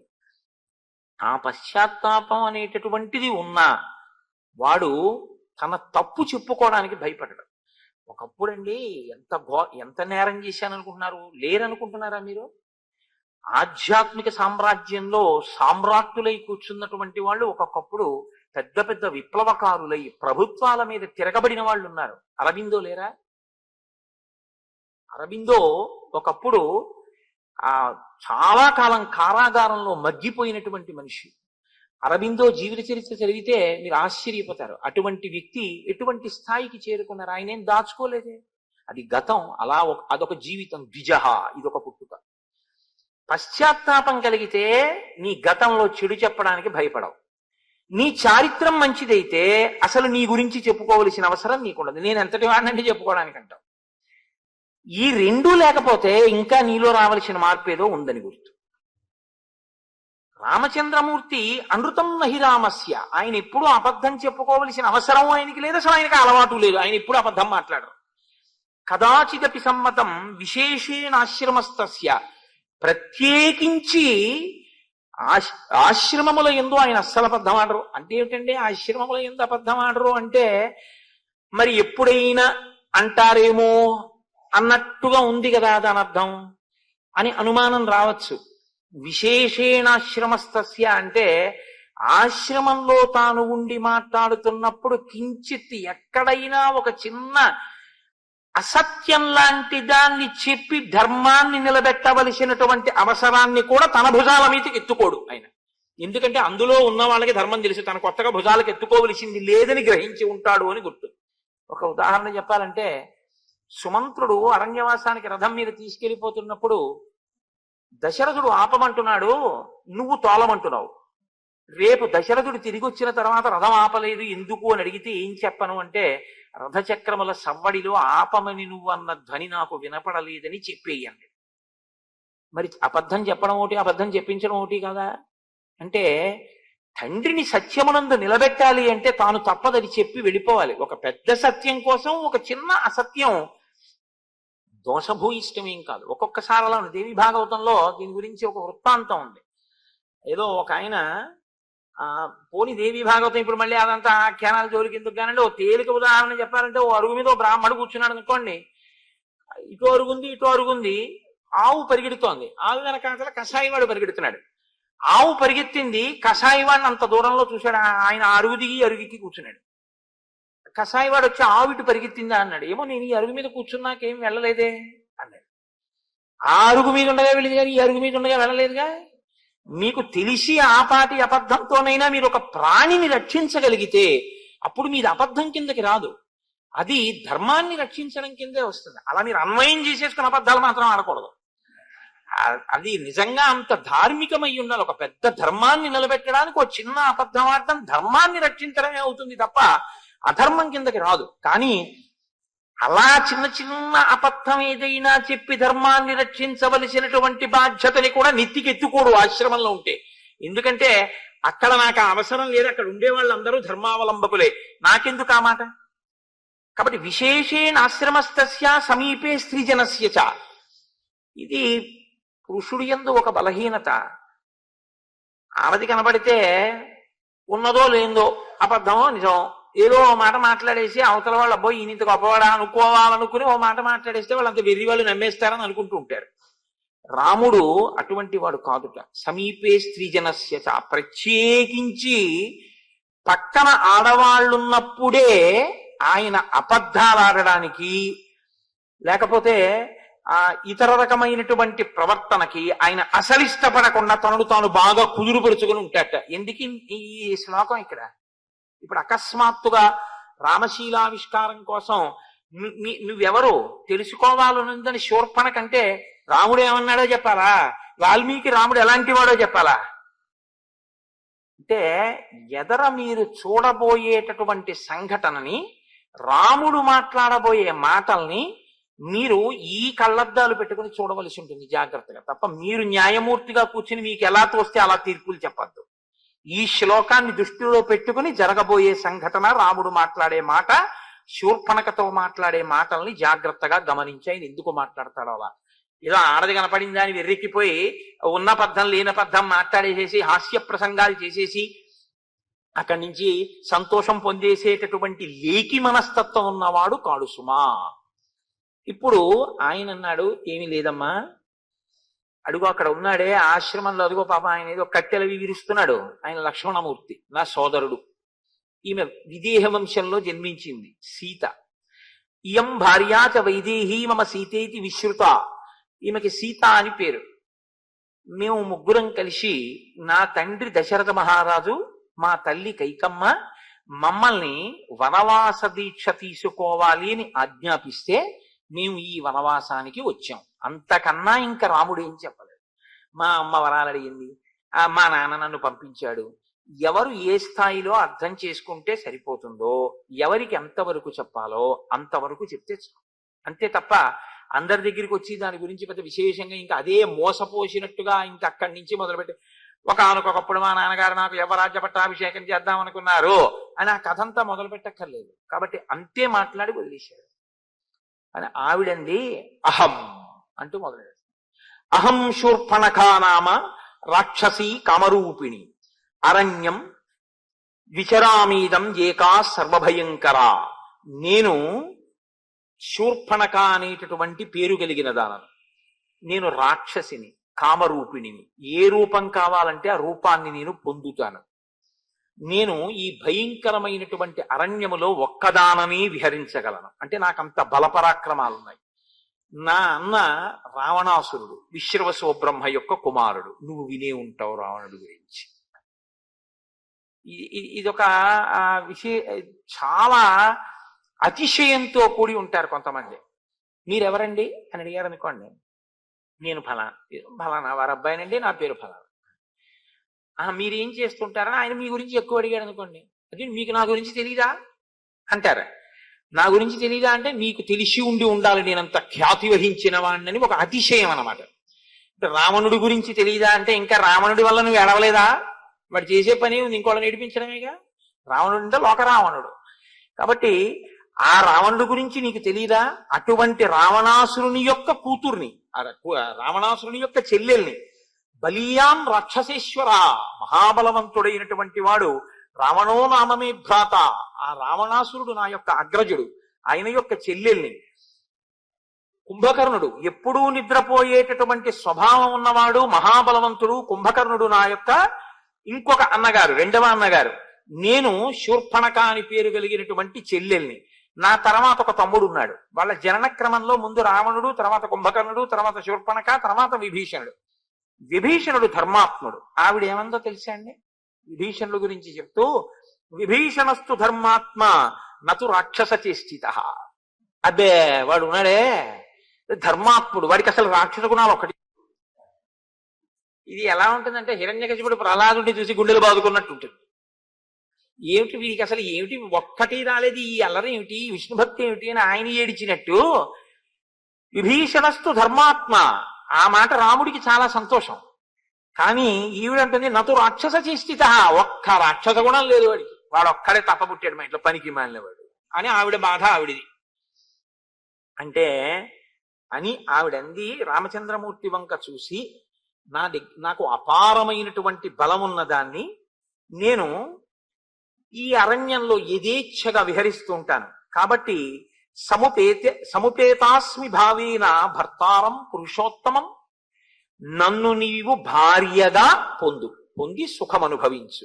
ఏదో పెద్ద రామచంద్రమూర్తిని అనుగ్రహిస్తున్నట్లు మాట్లాడింది. అహం ప్రభావ సంపన్న స్వచ్ఛంద బలగామిని, చిరాయ భవమే భర్త సీతాయా కింకరిష్యతి. నేను చాలా బలమున్నదాన్ని, ప్రభావం ఉన్నదాన్ని, నన్ను భార్యగా పొందితే నువ్వు సంతోషం పొందుతావు, కానీ ఈ సీత వల్ల ఏం పొందుతావు? అసలు సీతమ్మ ఏమిటో, భార్య అంటే ఏమిటో, అనుగమించడం అంటే ఏమిటో, మనసులు కలవడం ఏమిటో ఆవిడికి ఏమైనా తెలిస్తేగా. ఆవిడ అప్పటికప్పుడు న్యాయం చెప్పేసిందంటే, అంటే ఆవిడ మనసులో ఇప్పుడు కోరిక ఉంది, ఆమె రాముడికి భార్యాస్థానంలో కూర్చోవాలనిపించింది, కాబట్టి ఇప్పుడు ఆ స్థానం ఖాళీ అయిపోవాలి. కాబట్టి ఇప్పుడు ఆవిడెవరు, ఎటువంటిది, అడవికి భర్తతో ఎందుకు కలిసి వచ్చింది, నేను ఇలా అనొచ్చా అనకూడదా, ఏముండదు. ఇది ఈ పోకడ మీకు బాగా కనపడుతూ ఉంటుంది. చూడండి, లోకంలో ఎంత ఇష్టం వచ్చినట్లు మాట్లాడేస్తారంటే, చాలా పరుషమైన వాక్కు ఒకటి వినపడుతుంటుంది లోకంలో. ఒక పిల్లకి పెళ్ళైపోయింది అనుకోండి, ఒక పిల్లాడికి పెళ్ళైపోయింది అనుకోండి, ఒక మాట నోటి వెంట రాకూడదు, అసలు నీ చేసుకుందాం అనుకున్నా ఆయన్ని, అది ఆ మాట ఎందుకు ఇంక ఇప్పుడు, ఇంకా ఆ మాట అనకూడదు. లేకపోతే అసలు ఆ అమ్మాయిని నేను చేసుకుందాం అనుకున్నాను. కొంతమంది పెద్దవాళ్ళు కూడా ఆ అమ్మాయిని నా కోడల్ని చేసుకుందాం అనుకున్నాను, ఇంకెందుకు ఆ మాట, చాలా లీకి మాట, అసలు ఆ మాట రాకూడదు, ఇంకా అయిపోయింది అంతే, ఊరుకోవాలి. ఆ అమ్మాయి నీ కూతురు, నీ కోడలే, ఆ అబ్బాయిని నీ కొడుకు అనుకో, అమ్మాయి నీ కోడలు కాబోడేది ఎప్పటికీ కోడలే, నా కోడల్ని చేసుకుందాం అనుకుంటున్నాను అనేటప్పటికే మళ్ళీ అక్కడ ఒక వక్రమైనటువంటి దృష్టి ప్రసారం అయిపోయింది అంతే. కొంతమంది మాటలో ఉండేటటువంటి లేఖితనం, మనస్సు ఎంత వెలితి మనస్సు అన్నది, రాక్షస మనస్తత్వం అంటే ఇంతేనండి, ఇంకేం ఉండదు. రాక్షసులంటే శూర్పణఖ అంటే ఏదో పెద్ద హడావిడి అనుకోకండి, మీలోకి శూర్పణఖ రాకుండా చూసుకోండి. మీలోకి అంటే నువ్వంత పెరిగిపోయావా అని అనుకోకండి, మీలో అన్న మాట ఎందుకంటున్నానంటే, మీరు తొలగించుకోగలిగినటువంటి స్థితిలో ఉన్నటువంటి ఉదాత్తులు నేను అంత తేలిగ్గా పోగొట్టుకోగలిగినంత సాధనలో ఉన్నవాడిని కాను, కాబట్టి మీతో పోల్చుకోవడానికి ఇష్టం లేక నన్ను మీతో కలుపుకోలేదంతే. ఆ విషయంలో మీకన్నా నేను తక్కువ అని తెలుసుకోండి. కాబట్టి వికృతాచ విరూపాచ నచేయం సదృశీతవ అహమేవానురూపాతే భార్యా రూపేణ పశ్యమాం. వికృతాచ విరూపాచ, ఈ సీతమ్మ చాలా వికృతంగా ఉంది, విరూపంగా ఉంది. ఇదే సీతమ్మ గురించి రావణుడి దగ్గర చెప్తుంది. ఎంత గొప్పగా చెప్తుందో తెలుసా అండి. అసలు ఆ సీతమ్మ అందం ఏమిటంటే, అప్పుడు అందం ఎందుకు కనపడింది అంటే, అప్పుడు కక్ష ఏమిటంటే, ఆ సీతమ్మని రావణుడు ఎత్తుకొచ్చేయాలి, ఆవిడ ఏడవాలి, అందుకు సీతమ్మ అందం చెప్పింది. ఇక్కడ సీతమ్మ అందంగా మరి కనపడకపోవడం ఏంటి అంటే, ఇప్పుడు ఈవిడ మాటలు వినేసి రాముడు అకస్మాత్తుగా చిచ్చి నిజమే ఈవిడేంటి బాగులేదు అని అనేసుకోవాలి, అనేసుకుని వదిలేయాలి, వదిలేసి శూర్పణఖం చేపట్టేయాలి. తను ఎంత లేకి మనసో రాముడంత లేకి మనసో అనుకోవడం. కొంతమంది మనం చేసే ప్రచారం కూడా అలాగే ఉంది. ఇవాళ మన అదేంటి ప్రసార సాధనాలు కానివ్వండి, మన సినిమాలు కానివ్వండి, మన సాహిత్యం కానివ్వండి, అంతే లవ్ ఎట్ ఫస్ట్ సైట్ ఇట. ఏమిటి దాని అర్థం ఏమిటో నాకు ఎప్పటికీ అవగతం కాదు. అసలు ఏమి యుక్తాయుక్త విచక్షణ ఏమిటో, వాడెవరో ఏమిటో ఆవిడికి ఏం తెలియదు, ఆవిడెవరో ఏమిటో వాడికి ఏం తెలియదు. వాళ్ళ శుభలేఖ కూడా అలాగే ఉంటుంది. I solicit your grace his presence. ఎందుకంటే తల్లి లేదు, తండ్రి లేడు, బంధువులు లేరు, అన్నదమ్ములు లేరు, వాడు అనాథ, ఆవిడ అనాథ, ఇద్దరు అనాథలు పెళ్లి చేసుకుంటున్నారు అని శుభలేఖ వాళ్ళ పేరు మీదే ఉంటుంది. అంత దరిద్రమైన సంస్కృతికి ఇవాళ మనం దిగజారిపోయాం. కాబట్టి వికృతాచ విరూపాచ నేయం సదృశీతవా అలంకృత శిశికలాభ్యాం నిజతప ఫలాభ్యాం. వందరులు తపస్సుకు ఫలమై ఉన్నారు. తగునీ చక్రి విదర్భరాజతకున్ తథ్యంబు వైదర్భయం తగునీ చక్రికి, ఇంత మంచి తగునే దంపత్యమి ఇద్దరిం తగులంగట్టిన బ్రహ్మ నేర్పరి కదా. కాబట్టి వండరులు తగి ఉన్నారు అన్నమాట మనం అనాలి. ఆవిడంటోంది నీకు ఈవిడ తగినది కాదు, మీ ఇద్దరికి బావులేదు, ఆ దాంపత్యం చూడ్డానికి అందంగా లేదు ఈ సీత, కాబట్టి అహమేవానురూపాతే, నేనైతే నీ పక్కన బాగుంటా. భార్య రూపేణ పశ్యమాం, కాబట్టి నీవు నన్ను భార్యగా స్వీకరిస్తే చాలా అందంగా ఉంటుంది. ఇమాం విరూపమసతీం కరాళాం నిర్ణతోదరీం అనేనతే సహభ్రాత్ర భక్షయిష్యామి మనుషీం. ఈవిడికి అసలు సీతమ్మ గురించి ఏం తెలిసని ఇన్ని సర్టిఫికెట్లు ఇచ్చేసిందో మనకు అవగతం కాదు. ఇది శూర్పణఖయందే అనుకోకండి. ఏమిటో తెలుసున్నట్టు ప్రతి వాడి గురించి అదే పనిగా అసలు ఎవరినైనా మీరు పరిచయం చేయగానే ప్రిజుడీస్ అని ఒకటి ఉంటుంది. రైల్లో ఎదురుగుండా వచ్చి ఎవరో ఒక ఆయన కూర్చుంటాడు, కూర్చోగానే పెట్టి జాగ్రత్త అంటాడు వీడు. అంటే ఎందుకు పెట్టి జాగ్రత్త అన్నారు అనుకోండి, ఆ గడ్డం అది ఆయన్ని చూస్తే అనుమానంగా ఉంది, ఆయన ఏదో రామాయణం చెప్పుకోవడానికి గడ్డం పెంచుకున్నాడేమో. కాబట్టి ప్రిజుడీస్ అంటే మనస్సులో ఉండేటటువంటి పక్షపాత ధోరణి చేత నిర్ణయానికి వచ్చేయడమే. ఆయన ఎవరు ఏమక్కర్లేదు, ఓ మాట అనేయడమే. ఇమాం విరూపాం అసతీం, చాలా చెడ్డది, వికృతమైన రూపంతో ఉంది ఈ సీత. కరాళాం, బాబోయ్ ఎంత భయంకరంగా ఉందో. ఎవరు శూర్పణఖ భయంకరమా, సీతమ్మ భయంకరమా? ఇంకా ఇంతకన్నా హాస్యమే ఉంటుందండి లోకంలో. నిర్ణతోదరీం, ఆ కడుపు చూడు లోపలికి పోయి ఎలా ఉందో. అనేనతే సహభ్రాత్ర, ఈవిడ ఆ లక్ష్మణుడు వీళ్ళిద్దరు ఏమిటి నీతోటి ఇలాగా? ఈవిడ పక్కనుంటే ఒప్పించి ఇప్పుడు ఆవిడ్ని దూరంగా పంపించి నన్ను భార్యాస్థానంలో కూర్చోపెట్టుకోవడం అనేటటువంటిది నీకు కొంచెం సమయం పడుతుందేమో. అంత సమయం నేను ఎదురు చూడడానికి సిద్ధంగా లేను. కాబట్టి ఏం చేస్తానంటే, ఈ గొడవ వదిలిపోతే నన్ను స్వీకరిద్దాం అనుకుంటున్నాం. ఆ రాముడి చూపులు ఆవిడకి అంతే అర్థమయ్యాయి అనుకోవాలి. రాముడు ఆవిడ ఈ మాటలు చెప్పగానే అసలు ఇలా నోరు ఎళ్లబెట్టేసి నోటి వెంట చొంగ కార్చుకుంటూ, కొంతమంది రైల్లో వెళ్ళిపోతున్నటువంటి ఆడపిల్లల దగ్గర కిటికీల దగ్గర నిలబడి చూసేటటువంటి కీచకులు ఎలా ఉంటారో అలా ఆవిడ అనేసుకుని, రాముడు నా వంక పాపం ఎంతలా చూస్తున్నాడో, నన్ను తొందరగా భారీగా పొందుదాం అనుకుంటున్నాడు, ఈవిడ్ని ఎలా వదుల్చుకోవడం అనుకుంటున్నాడు, ఈవిడ్ని వదుల్చుకోవడం అనేటటువంటి కష్టం పాపం రాముడికి ఎందుకు పెట్టాలి, అదేదో నేనే తీల్చేస్తే సంతోషంగా నాతో తిరుగుదాం అనుకుంటున్నాడని ఈవిడే చెప్పేస్తోంది అంతే తీర్పు. భక్షయిష్యామి మానుషీం, దానికంత పెద్ద నువ్వేం కంగారు పడక్కర్లేదు, నేను తినేస్తాను వీళ్ళిద్దరిని, నేను తినేస్తాను, అప్పుడు నువ్వు నాతో సంసారం చేద్దావు. ఆ తర్వాత ఈయన్ని తినేస్తుందేమో కూడా అనుమానం. కాబట్టి తథ పర్వత శృంగాని వనాని వివిధాని చ పశ్యన్ సహ మయా కాంత దండకాం విచరిష్యతి. ఆ తర్వాత వీళ్ళిద్దరిని తినేయగానే మన ఇద్దరం ఏం చేయాలో తెలుసా? ఇంకా హనీమూన్ కి బయలుదేరడమే. తథ పర్వత శృంగాని, పర్వత శిఖరముల మీద మన ఇద్దరం కలిసి వనాని వివిధాని చ, వివిధమైనటువంటి వనాల్లో పశ్యన్ సహ మయా కాంత, నాతో కలిసి దండకాం విచరిష్యతి, చక్కగా ఈ దండకారణ్యం అంతా మనం విహరిద్దాం. కాబట్టి నేను వీళ్ళిద్దరిని తినేస్తాను. ఇప్పుడు మీరు ఈ మాటల చేత ఏమి తెలుసుకోవలసి ఉంటుందంటే, అసలు ఆవిడ ఇప్పుడు రాముడు ఏం చెప్పినా వినడానికి సిద్ధంగా లేదు. విపరీతమైనటువంటి కామోద్రేకంతో, భావన వ్యగ్రతతో ఉంది. లోకంలో ఆడదాని యొక్క మనస్సుని సముద్రంతో పోలుస్తారు, పురుషుడి యొక్క మనస్సుని పర్వతంతో పోలుస్తారు. ఎందుకంటే క్రూర మృగాలు కానివ్వండి, ఎలకలు కానివ్వండి, పాములు కానివ్వండి, ఎన్ని అందులో చేరినా స్థిరంగా ఆయన నిలబడవలసి ఉంటుంది. సముద్రం బడబాగ్నిని కడుపులో పెట్టుకుంటుంది, పైకి గంభీరంగా ఉంటుంది. ఆడది ఎంత కష్టం ఉండనివ్వండి, పైకి సంసారంలో భర్తని వీధిలో పడేయకుండా లాక్కొస్తుంది సంసారాన్ని. వజ్రాలు కూడా కడుపులోనే ఉంటాయి, కానీ ఆవిడ మాత్రం ఎప్పుడూ పైకి గంభీరంగానే ఉంటుంది. అలా ఇప్పుడు ఈ ఆడదానితో చెయ్యి నోర్మోయ్ ఏమిటి మాట్లాడినాడు అనుకోండి, ఇంత భావనా వ్యగ్రత ఎటువైపుకు వెడుతుందో, వెళ్ళి ఇది ఏ స్థితిని తీసుకొస్తుందో. ఒక ఆడదానితో అంత పరుషంగా మాట్లాడడం ఎందుకు? మహర్షి చెప్తున్నారుగా, సమీపే స్త్రీజనస్యచ, ఆడది పక్కనున్నప్పుడు ఆడదానితో మాట్లాడేటప్పుడు రాముడు బహుధా జాగ్రత్తగా ఉంటాడు. ఇది ఆయన దృష్టికోణం.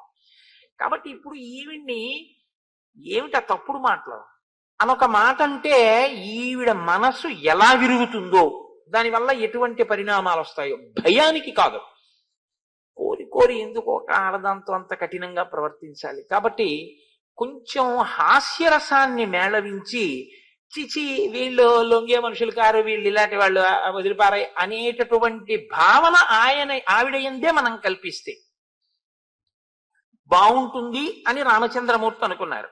అందుకని ఆయన అన్నారు, స్వచ్ఛయా శ్లక్షణయా వాచ స్మితపూర్వ వధాబ్రవీత్.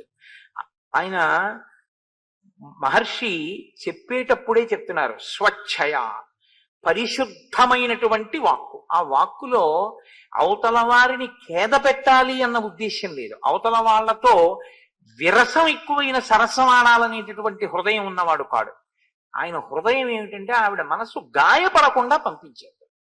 అందుకని ఇప్పుడు మృదువైన మాట, స్వచ్ఛమైనటువంటి మాట, స్మితపూర్వం అథాబ్రవీత్, ఒక చిన్న చిరునవ్వుతో ఆయన మాట్లాడారు. ఆయన అన్నారు, కృతదారోస్మి భవతి భార్యేయం దయితామమ త్వద్విధానాం తు నారీణాం సుదుఃఖ ససపత్నత. ససపత్నత అంటే పక్కన వేరొక భార్యతో పురుషుడు ఉంటే ఆడది సంతోషించదు. ఒక్క భార్య ఉంటే ఆ భార్య పొందేటటువంటి ఆనందంతో పోల్చినప్పుడు వేరొక భార్యని కూడా పురుషుడు పొందితే ఆడదానికి ఎప్పుడూ మనశ్శాంతి ఉండదు.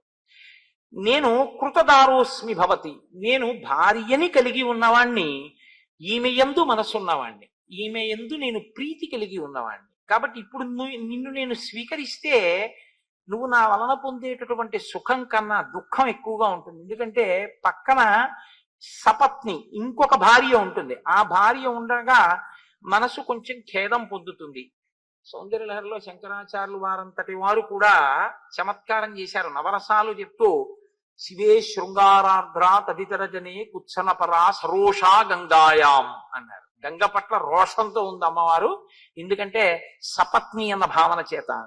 అందుకని ఈ నాకు భార్య ఉంది కాబట్టి నువ్వు అంత సంతోషాన్ని పొందవు. నా భార్యగా నువ్వు ఉండాలి అన్న కోరిక కన్నా, అదిగో అక్కడ ఉన్నాడు చూసావా లక్ష్మణస్వామి, అపూర్వీ భార్యయా చార్ధీ తరుణ ప్రియదర్శన అనురూపస్యతే భర్త రూపస్యాస్య భవిష్యతి అని ఆయన చెప్తూ ఒక మాట అన్నాడు. ఆయన అసపత్నావరారోహే మేరుం అర్క ప్రభాయధ, ఆయన్ని నువ్వు ఎలా పొందుతావంటే మేరు పర్వతాన్ని సూర్యుని యొక్క తేజస్సు, ఆయన యొక్క ప్రకాశం పొందినట్లు పొందు. సూర్యప్రకాశం వెనక్కే వచ్చేస్తుంది మేరు పర్వతం మీద పడి. ఆ లక్ష్మణుడు ఉన్నాడే భార్య లేనివాడు, ఇతపూర్వం భార్యా సుఖాన్ని పొంది ఉన్నవాడు. కాబట్టి ఆయన నిన్ను భార్యగా దగ్గరుంచుకోవడానికి ఇష్టపడడానికి బహుశः అభ్యంతరం ఉండదు. కాబట్టి అతన్ని ఆశ్రయిస్తే ఈ సపత్ని గొడవ నీకు ఉండదు. పక్కన ఇంకో భార్య ఉండడం అన్న గొడవ ఉండదు. హాయిగా నువ్వు ఒక్కతిగా ఆయనకు భార్యగా ఉంటూ సంతోషంగా కాలం గడపచ్చు. అందుకని నువ్వు ఆయన్ని ఆశ్రయిస్తే బాగుంటుంది. అంటే ఆవిడకి మీరు ఒకటి ఆలోచించండి, ఆవిడ మనస్సు ఎంత లీకిదో చూడండి. ఆయన్ని కాకపోతే ఆయన తమ్ముడిని.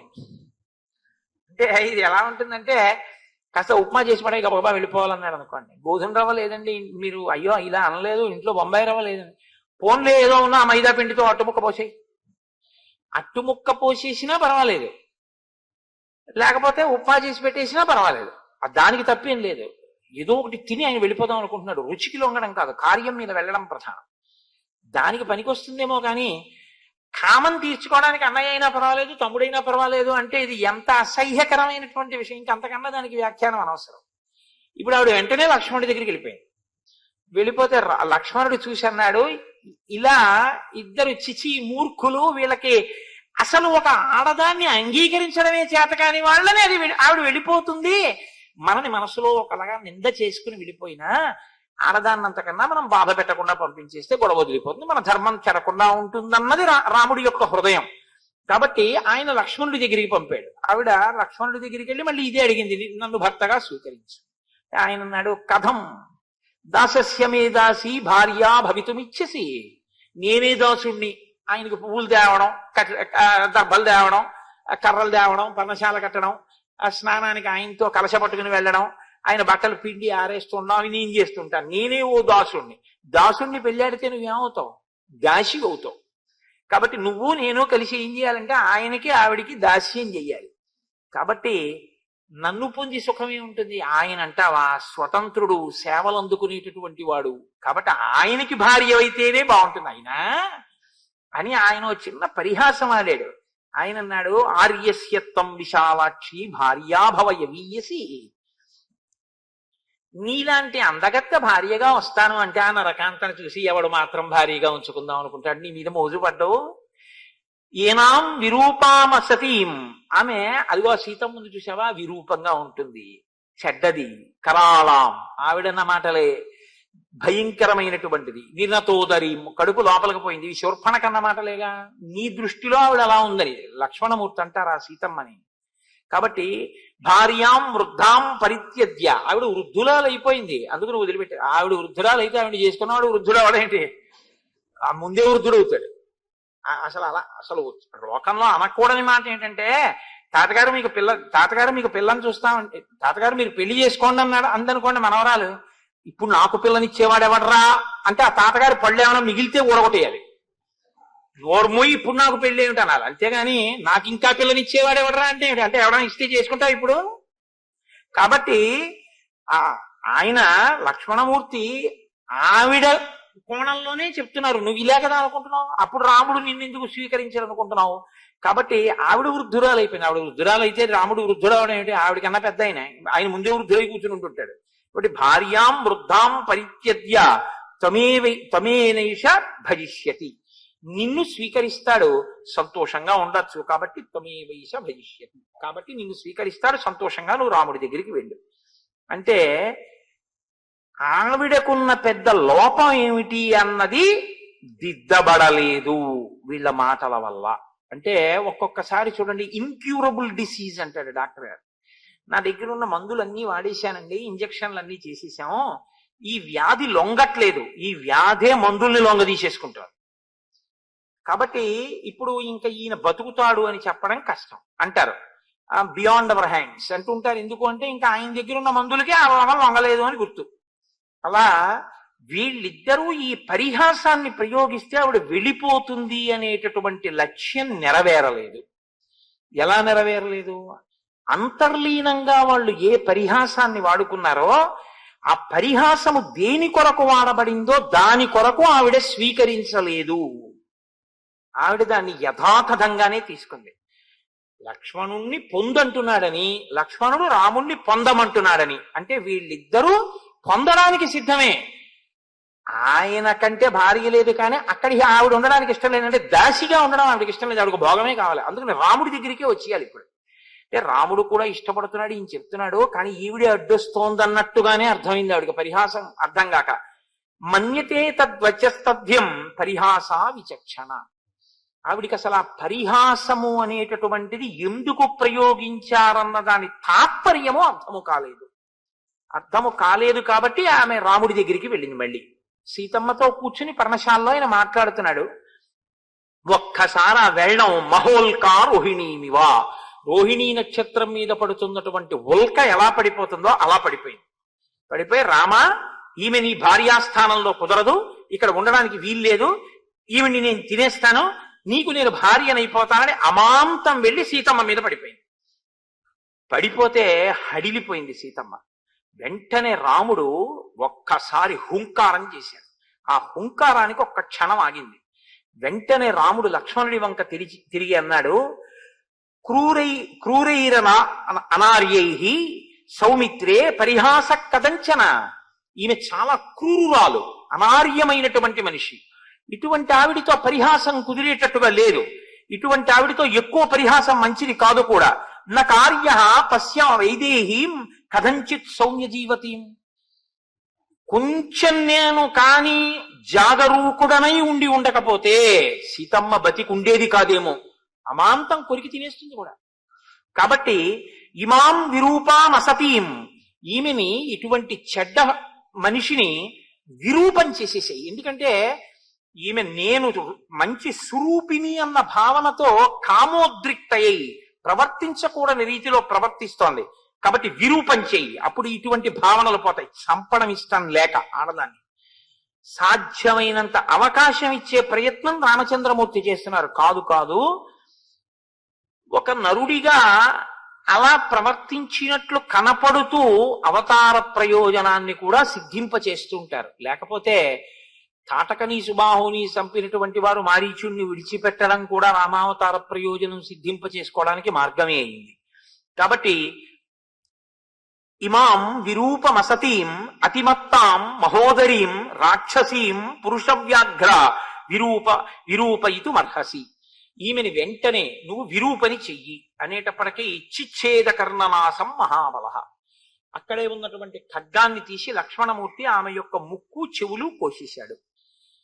ముక్కు చెవులు కోసేస్తే చాలా విరూపంగా ఉంటారు కదండి. చెవులు అనేటటువంటివి ఏదో కళ్ళజోడు పెట్టుకోవడానికి బాగుండేవిలా ఉంటాయి అనిపిస్తుందేమో, కానీ నేను ఒకసారి రైల్లో వెళ్తున్నప్పుడు నేను నిద్రపోతుండగా లోయర్ బెర్త్ లో ఉండగా పక్క బెర్త్ లోకి ఎవరో రాత్రి లేదు జాయినింగ్ ఎట్ సో స్టేషన్స్ ఉంటారు కదా, వచ్చి పడుకున్నారు. అయిపోయిందా, దుప్పటి కప్పారు, పడుకోబెట్టారు. ఆ మర్నాడు నేను ఉదయం నిద్ర లేచి మొహం గడుపుని కూర్చున్నాను. సికింద్రాబాద్ లో దిగిపోవాలి. సికింద్రాబాద్ అంటే ఎంతసేపు పడుతుంది? గోదావరి ఎక్స్ప్రెస్.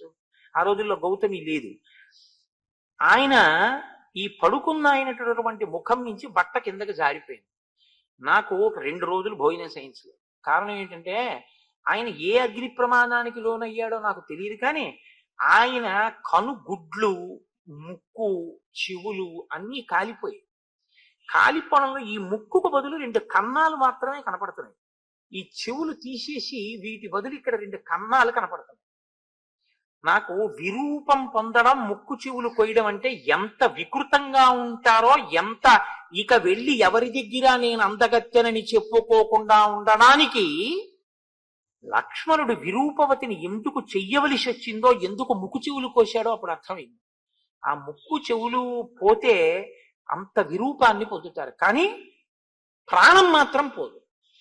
ఏదో వైటల్ ఆర్గాన్ని తీసేసినట్టుగా మాత్రం కాదు. ఎందుకంటే ముక్కు కోసేసినంత మాత్రాన ఊపిరాడకపోదు, చెవులు తీసేసినంత మాత్రాన వినపడవలసినవి వినపడకుండా ఉండవు. ఇక నుంచి కనీసం ఆవిడ ఈ మాట అనకూడదు, జాగ్రత్తగా వినాలి, జాగ్రత్తగా చూస్తూ ఉండాలి, జాగ్రత్తగా వాసనలు గ్రహిస్తూ ఉండాలి తప్ప ఇష్టం వచ్చినట్టు. ప్రధాన ప్రయోజనం ఒక్కటే, స్పష్టంగా రాముడు చెప్తున్నాడు, విరూపను చెయ్యి, చంపమని చెప్పలేదు. ఇక ఎప్పుడూ ఇటువంటి కామోద్రేకం పొందకూడదు, ఈవిడ ఎవరినీ బాధ పెట్టకూడదు. కాబట్టి వెంటనే లక్ష్మణమూర్తి ఆ ముక్కు చెవులు కోసేశారు. ఇప్పుడు ఆవిడ పెద్ద కేక వేసుకుంటూ, పెద్ద గర్జన చేసుకుంటూ ఆ కారిపోతున్నటువంటి నెత్తుటితోటి కరుడు అనబడేటటువంటి ఆవిడ సోదరుడి దగ్గరికి వెళ్ళి పడిపోయింది. అక్కడే జనస్థానంలో ఆయన 14,000 మంది రాక్షసులతోటి ఉంటున్నాడు. ఆ కరుడు ఆయన దగ్గర ఉండేటటువంటి సేనాధిపతులు త్రిశిరసుడు అనబడేటటువంటి ఆయన 3 తలకాయలతో ఉంటాడు. దూషణుడు అనబడేటటువంటి ఒక సేనాధిపతి, 14,000 సైన్యం. వీళ్లతో కరుడు ఆ జనస్థానంలో ఉంటున్నాడు. ఈ కరుడు విశ్రవసో బ్రహ్మయందు పాక అనబడేటటువంటి ఒక రాక్షసాంగన ఎందు జన్మించినవాడు. అందుచేత శూర్పణఖకి సోదరుడయ్యాడు అని మహాభారతంలో ఉంది. కాబట్టి తనకి సోదరుడవుతాడు కరుడు. ఇప్పుడు ఆ కరుడు దగ్గరికి వెళ్ళి పడిపోయింది ఆవిడ. పడిపోతే ఆయన అన్నాడు, ఏమీ ఎవరికి అపకారం చేయకుండా పడుకున్నటువంటి నల్లత్రాసు యొక్క తోక ముట్టుకున్నవాడెవడు, కోరి కోరి ప్రాణముల మీదకి ఉపద్రవం తెచ్చుకున్నవాడెవడు, జనస్థానంలో నేను ఇంతమంది రాక్షసులతో ఉండగా నీ ముక్కు చెవులు కోసి నిన్ను విరూపని చేసిన వాడెవరు, నాకు చెప్పవలసింది. ఆవిడికి ఇంకా ఎంత కామ ఉండిపోయిందంటే రామలక్ష్మణుల మీద. ఆవిడంది, తరుణౌ రూపసంపన్నౌ సుకుమారౌ మహాబలౌ పుండరీక విశాలాక్షౌ చీర కృష్ణాదినాంబరౌ ఫలమూలాశనౌ దాంతౌ తాపసౌ ధర్మచారిణౌ పుత్రౌ దశరథస్యాస్తం భ్రాతరౌ రామలక్ష్మణౌ. నేను దండకారణ్యంలో 2 చూశాను. వాళ్ళు తరుణవు, మంచి యవ్వనంలో ఉన్న వాళ్ళు, రూపసంపత్తి కలిగినటువంటి వాళ్ళు, సుకుమారులు, మహాబలవంతులు, విశాలమైనటువంటి కన్నులు కలిగినటువంటి వాళ్ళు, నారచీరలు కట్టుకున్న వాళ్ళు, ఆ జింక చర్మాన్ని కట్టుకున్నటువంటి వాళ్ళు, ఫలమూలములను తింటున్న వాళ్ళు, ఇంద్రియ నిగ్రహము కలిగినటువంటి వాళ్ళు, తాపసులు, ధర్మమును ఆచరించేటటువంటి వాళ్ళు, దశరథ మహారాజు యొక్క పుత్రులు, అన్నదమ్ములు, రామలక్ష్మణులు అన్న పేరు కలిగినటువంటి వాళ్ళు. వాళ్ళ మధ్యలో ఒక ఆడదుంది. జరిగిన వృత్తాంతాన్ని జరిగినట్టు చెప్పదు. ఇప్పుడు ఏది రాముడు జరగకూడదనుకున్నాడో అదే జరిగింది. ఆడదాని పగ కింద తిరిగింది రామాయణం. నేను మీతో మనవి చేసింది ఇదే. శ్రీరామాయణం ఎక్కడ మీరు అయిపోతుంది అనుకుంటారో అక్కడ ఒక ఆడదొచ్చి రామాయణాన్ని కొనసాగిస్తుంది. ఎప్పుడో అయోధ్యకాండలో అయిపోవలసిన రామాయణాన్ని మందరా ప్రవేశంతో పెరిగింది. మళ్ళీ ఇక్కడ అయిపోతోందని అగస్త్యుడే ఒప్పుకున్నాడు. అయిపోయిందయా, మీ నాన్నగారు అడిగిన వరం ప్రకారం 14 ఏళ్లు పూర్తి అయిపో, వచ్చే ఇంకో ఏడాది దగ్గర ఉంది. శూర్పణకొచ్చి కథని పొడిగిస్తోంది. ఎదర సీతమ్మ తల్లి ఉరి వేసుకుందాం అనుకుంటే త్రిజట పొడిగిస్తుంది. రావణాసురుడు కత్తెత్తితే ధాన్యమాలిని పొడిగిస్తుంది. ఇలా రామాయణం ఎక్కడ అయిపోతోందనుకుంటే అక్కడ ఒక స్త్రీ పాత్ర వచ్చి దాన్ని ఇంకా ముందుకి కొనసాగింపచేస్తూ ఉంటుంది. కాబట్టి ఆవిడ రామలక్ష్మణుల గురించి చెప్పినది సత్యం. నేను రామలక్ష్మణుల్ని కామించాను, కానీ రాముడు తన భార్య అయిన సీత యందు అనురక్తి కలిగిన వాడు కాబట్టి నన్ను అంగీకరించలేదు. వాళ్ళిద్దరూ నన్ను అంగీకరించకపోతే నేను సీతమ్మని తినిపోయాను. అప్పుడు లక్ష్మణుణ్ణి పిలిచి నన్ను విరూపని చేయమన్నారని కొనసాగించాలి ఇప్పుడు కథాభాగాన్ని. అలా కొనసాగిస్తే ఆవిడ హృదయం చాలా మంచిదైంది అని గుర్తు కదండి.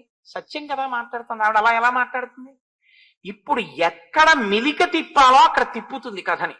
అంటే తనది తప్పు లేదు, వాళ్ళదే తప్పన్నట్టు మాట్లాడుతుంది. కరుడన్నవాడి యొక్క రాక్షసత్వం ఏమిటో తెలుసా అండి?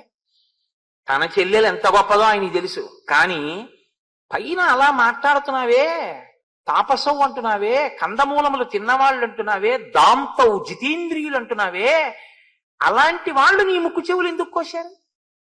కేవలం ఒక చిన్న కారణానికి కోసేస్తారా అని విచారణ చేసే ప్రయత్నం ఆయన చేయడు. తలుచుకున్నప్పుడే తాత పెళ్ళి అంటారే, అటువంటి వాళ్ళకి ఏంటంటే అవకాశం దొరికితే చాలు వెళ్ళి మీద పడిపోవడం ఎవరి మీద. ఇప్పుడు ఆవిడంది, తరుణీ రూపసంపన్న సర్వాభరణ భూషిత దృష్టా తత్ర మయా నారీ తయోర్మధ్యే సుమధ్యమ తాభ్యాం ఉభాభ్యాం సంభూయ ప్రమదాం అధికృత్యతాం ఇమాం అవస్థాం నీతాహం యథా అనాథా సతీ తథా. ఆమె వాళ్ళ మధ్యలో ఒక కాంత ఉంది, చాలా అందగత్తె. ఇప్పుడు ఎలా అందగత్తెగా కనపడుతోంది అంటే, తనకి అనుకూలంగా కథని ఎప్పుడు మార్చుకుందాం అనుకుంటే అప్పుడు ఆవిడ ఎవరిని పణంగా పెట్టిందంటే సీతమ్మనే పణంగా పెట్టి మాట్లాడింది. ఒక ఆడదాని కక్ష ఎవరి వైపుకి తిరిగిందంటే ఆడదాని వైపుకి తిరిగింది. ఎందుకని అంటే ఆ స్థానం భర్తీ అయి ఉండడమే తను ఆ స్థానాన్ని ఆక్రమించలేకపోవడానికి కారణం. పగంతా సీతమ్మ వైపుకి తిరిగింది. అందుకేగా అగస్త్యుడు అన్నాడు, ఇక సీతమ్మ నువ్వు తిరగకుండా కూర్చోవలసిన సమయం ఆసన్నం అవుతోందని ఆవిడ చేరాలి శిశుపా వృక్షం కిందకి. కాబట్టి అనాథని ఎలా అవమానిస్తారో అలా నేను ఆమె జోలికి వెడితే, అంటే మనం రాక్షసులం కాబట్టి అందంగా కనపడినటువంటి దాన్ని తినడం వాళ్ళకి ఇష్టం. మన లోకంలో ఎలా ఉంటుందంటే అక్కడ యాపిల్ పండు, ఓ కమలా పండు, ఓ బత్తాయి పండు, ఓ ద్రాక్ష పళ్ళ గుత్తి ఉన్నాయి అనుకోండి, మీకు అవసరం ఉన్నా లేకపోయినా మంచి గులాబీ రంగులో పటమరించినట్టుగా ద్రాక్ష పళ్ళు, ఇంతంత కమలా పళ్ళు, ఇంతంత మామిడి పళ్ళు ఉన్నాయనుకోండి. మామిడి పండు అప్పటికప్పుడు తినడం కష్టం, దానికి ఏదో పళ్ళెం ఉండాలి, పక్కకి వెళ్ళాలి, దాన్ని తినాలి, చేతులు నిండా పడుతుంది, కడుక్కోవాలి. అదే ద్రాక్ష పండు అనుకోండి, ఇలా నోట్లో పడిసుకోవడం తేలిక. కాబట్టి ఆ ముగ్గురులో నువ్వు సీతనే ఎందుకు తిందాం అనుకున్నావు ముందు? ఓ ద్రాక్ష పండు అంత నదరగా ఉంది కాబట్టి నేను సీతమ్మని తినడం కోసమని వెళ్ళాను, సీతమ్మ జోలికి వెళ్ళాను. వాళ్ళిద్దరు ఏం చేశారో తెలుసా? ఆ పాటి దానికి ఇలా కోసేశారు ముక్కు చెవులు, విరూపం చేసేశారు. నీ దగ్గరికి వచ్చి పడిపోయాను, అన్నయ్య నువ్వు నన్ను సఫలీకృత మనోరథం చెయ్యాలి. ఇప్పుడు నా కోరిక ఏమిటో తెలుసా? సఫేనం పాతుమిచ్చామి రుధిరం రణమూర్ధని. యుద్ధంలో నువ్వు వాళ్ళ ముగ్గురిని చంపేస్తే వాళ్ళ శరీరములలోంచి పైకి ఉబికి వస్తున్నటువంటి నొరగలతో కూడిన నిత్తుటిని నేను పానం చెయ్యాలి. అది నా కోరిక. కాబట్టి నువ్వు వెంటనే వాళ్ళ ముగ్గురిని చంపే. అది ఏమైనా చిన్న పని అండి, వెళ్ళి ఒకసారి ఉత్తరీయం అడిగి పట్రా అన్నంత తేలికేం కాదు కదా. అంతే, ఆయన ఉద్ధతి కూడా అలాగే ఉంటుంది. రాక్షసుడు అంటే వినదగునెవ్వరూ చెప్పినా అన్నట్లుగా వినినంతనే వేగపడక వివరింపదగున్ కనికల్ల నిజము తెలిసిన మనుజుడే పోనీతి పరుడు మహిళోషమతి. ఆయనకి అదేం అక్కర్లేదు, విన్నానంతే పగ. ఎక్కడెక్కడ ఎవడి మీద తగుకెళ్ళడానికి అవకాశం దొరుకుతూ ఉంటుందా అని వాళ్ళు వెతుక్కుంటుంటారు. అప్పుడు వెంటనే ఆయన ఏమన్నాడంటే 14 మహాబలాన్, ఓ 14 మంది బలవంతులైనటువంటి వాళ్ళని పిలిచాడు. పిలిచి మీరు ఆ రామచంద్రమూర్తి మీదకి యుద్ధానికి వెళ్ళండి, రామలక్ష్మణుల్ని సంహరించి రండి. వాళ్ళు అనుకున్నారు సీతారామలక్ష్మణులు తాపసులు నరులు, పెద్ద చంపడం పెద్ద విశేషం ఏమిటి, వాళ్ళు పెద్ద గంటకత్తులు వేసుకుని వెళ్ళిపోయారు. దాని గురించి పెద్ద నేనేం వర్ణన చేయవలసిన అవసరం అందులో ఏం ఉండదు. వాళ్ళు వెళ్ళిపోయి ఆయన్ని యుద్ధానికి పిలిచారు. ఆయన అన్నాడు, మీరు ఎవరు, ఎందుకు వచ్చారు యుద్ధానికి అని అడిగాడు. ఆయన విషయం కనుక్కోకుండా అలా వీళ్ళల్లా ఆయన చంపేస్తే అప్పుడు రాముడికి కరుడికి తేడా ఏమి ఉండదు. వాళ్ళు ఇదిగో ఫలానా కారణానికి నువ్వు శూర్పణకి అవమానం చేసావుట, అందుకని నిన్ను చంపేయడానికి వచ్చేసాము. ఆయన అన్నాడు, మీరు నన్ను చంపేయడం, నేను ఒక ధార్మికమైన మార్గంలో ఉన్నవాణ్ణి, ధార్మికమైన నిష్ట కలిగినటువంటి వాణ్ణి. మీరు నా జోలికి వస్తే మాత్రం మీరు 14 మంది మిగలరని గుర్తించండి. వాళ్ళు అలా ఏం మాటలకి వినేటటువంటి వాళ్ళు కారు. కాబట్టి ఇప్పుడు 14 మంది ఆయన మీదకి యుద్ధానికి వెళ్ళారు. ఆయనకి అది పెద్ద విశేషం ఏముంటుందండి రామచంద్రమూర్తికి? 14 మంది యొక్క గుండెలు చీల్చి అసలు పారేశాడు. ఒకేసారి 14 బాణములను ప్రయోగించాడు. అవి వీళ్ళ గుండెలను చీల్చి భూమిలో గుచ్చుకుని వెనక్కి తిరిగి వచ్చాయి. 14 మంది తెగటారిపోయారు. విచిత్రం ఏమిటంటే దీనికి ముక్కు చెవులు తెగిపోయి ఇంకా నెత్తురు కారుతున్నా ఈవిడ కూడా వచ్చింది వెనకాల శోభ్రం. ఎందుకో తెలుసా అండి? ఆవిడ కోరిక పగ, కామము దేని కింద మారిందంటే పగగా మారింది.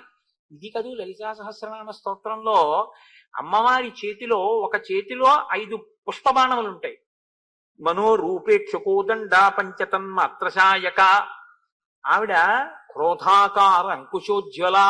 అమ్మవారి అనుగ్రహం ఉంటే నాకు ఈ దిక్కుమాలిన కోపం ఏమిటని కోపం మీద కోపం వస్తుంది. కోపం మీద కోపం వచ్చింది అంటే మీరు సాధకుడు అయ్యారని గుర్తు. అమ్మవారి అనుగ్రహం ఉంటే కోపం మీద కోపం. అమ్మవారి అనుగ్రహం లేనంతసేపు కామం తీరకపోతే కోపం, తీరితే తృప్తి, తీరకపోతే కోపం. అక్క చెల్లెళ్ళు 2 పక్క పక్కనే ఉంటాయి. కాబట్టి ఇప్పుడు ఆవిడికి కోరిక తీరలేదు కాబట్టి ఏది పుట్టింది? పక్కన పగ పుట్టింది. ఇప్పుడు ఆ పగ చల్లారాలంటే తన కళ్ళతో చూడాలి.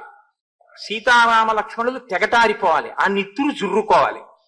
అదేంటి అంత కామించిన స్త్రీ అలా చెయ్యొచ్చా అంటే ఇదే రాక్షసత్వము అన్న మాటకి ప్రతీక. నాకు దక్కకపోతే యాసిడ్ పోసేస్తా అన్నాడు అనుకోండి, ఎప్పుడో రామాయణం అని మీరు అనుకోవద్దు. ఇప్పటికీ శూర్పణఖ బతికే ఉంది ఆయన యందు అని గుర్తు. తనకి దక్కకపోతే నెత్తురు తాగేస్తాడంతే, చంపేస్తాడు అవతల వాళ్ళని. అంటే ఎంత రాక్షసత్వమో చూడండి. తనకే దక్కాలి, దక్కకపోతే నెత్తురే తాగుతాను. అందుకు వచ్చింది ఆవిడ వెనకాతల. కానీ ఇప్పుడు ఆవిడ అనుకోని పరిణామం ఏమిటంటే 14 మంది చచ్చిపోవడం. మళ్ళీ కాబట్టి ఏం చేసింది? మళ్ళీ పరిగెత్తుకుంటూ కరుడి దగ్గరికి పోయి ఆ కరుడితో మళ్ళీ మొరబెట్టుకుంది. 14 మందిని కనురెప్పపాటులో కొట్టేశాడు. నువ్వేమిటనుకుంటున్నావు? మహావీరుణ్ణి అనుకుంటున్నావా? దండకారణ్యంలో ఋషులందరినీ రక్షిస్తానంటున్నాడు. ఉగ్రమూర్తి, మహానుభావుడు. తెగటార్చేస్తాడు. 14 మంది పనికి రాకుండా పోయారు రాముడి ముందు. ఈయన ఉద్ధత ఎటువంటిదంటే ఈయన వెంటనే అన్నాడు, 14,000 మంది రాక్షసుల్ని సిద్ధం చేయండి, నా రథం సిద్ధం చేయండి, దూషణుణ్ణి పిలవండి, త్రిశిరసుడిని పిలవండి, ముగ్గురం కలిసి ఈ సైన్యాన్ని తీసుకుని యుద్ధానికి ఎడతామని. అందరూ కలిసి బయలుదేరారు. ఆ బయలుదేరుతున్నప్పుడు కరుడికి కొన్ని అపశకునములు కనపడ్డాయి. రామాయణం ఒక శకున శాస్త్రం కూడా. అందులో శకునముల గురించి కూడా మాట్లాడతారు. నిష్కారణంగా గాలి లేకుండా ధూళి పైకి రేగింది. ఆకాశంలో సూర్యుడి చుట్టూ ఒక కొరివి పట్టుకుని, అది ప్రత్యేకించి ఎప్పుడు కనపడుతూ ఉంటుందంటే దీపావళి పండుగ రోజున కాకర పువ్వు చేతితో పట్టుకుని పిల్లలు ఇలా తిప్పుతూ ఉంటారు. ఇలా తిప్పుతుంటే ఒక జ్వాలా చక్రం ఏర్పడుతుంది. ఎర్రటి కాంతి చక్రం తిరుగుతున్నట్టు ఉంటుంది. అటువంటిది ఎలా ఉంటుందో అటువంటి పరివేశం ఒకటి సూర్యుడి చుట్టూ పట్టుకుంది. నక్కలు ఎదురుగుండా వచ్చి నోళ్లు తెరిచి అరుస్తున్నాయి. కారణం లేకుండా గుర్రములు తొట్టుపడ్డాయి. ఒక్కసారి ఎక్కడి నుంచో ఒక గ్రద్ద వచ్చి కరుడు యొక్క పతాకం మీద వాలి ఎగిరింది. చెట్ల నుంచి అకస్మాత్తుగా పువ్వులు పళ్ళు కింద పడ్డాయి. పట్ట పగటి వేళ ఆకాశంలో నక్షత్రాలు కనపడ్డాయి. ఉల్కలు నేల మీద పడ్డాయి. సూర్యుడు అకస్మాత్తుగా మేఘాలలో వెళ్ళిపోయి బాగా చీకటి ఆవరించింది. ఇన్ని జరిగితే దుర్నిమిత్తములని తాను ససైన్యంగా మరణిస్తానని కరుడు తెలుసుకున్నాడు. కానీ మూర్ఖత్వం అన్న మాటకు అర్థం ఏమిటో తెలుసా అండి? శాస్త్ర ప్రమాణమును వెంటనే తన యొక్క పౌరుషంతో నెగ్గగలననేటటువంటి అతిశయము చేత ధిక్కరించడం. ఈ శకునాలన్నీ కనబడితే మాత్రం నాకేమిటి? సీతారామ లక్ష్మణుల్ని సంహరించకుండా నేను వెనక్కి రాను, ఈ శకునాలు నన్నించేస్తాయి, కాబట్టి బయలుదేరండి అన్నాడు.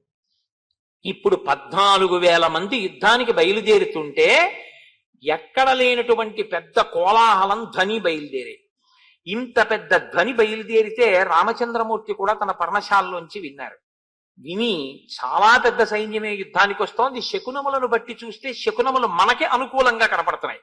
కాబట్టి లక్ష్మణ, నేను ఇప్పుడు ఆ రాక్షసుల్ని తెగటారుస్తాను అంటూ రాముడు మాట్లాడడం అంటే చాలా సొగసుగా ఉంటుంది, చాలా అందంగా ఉంటుంది.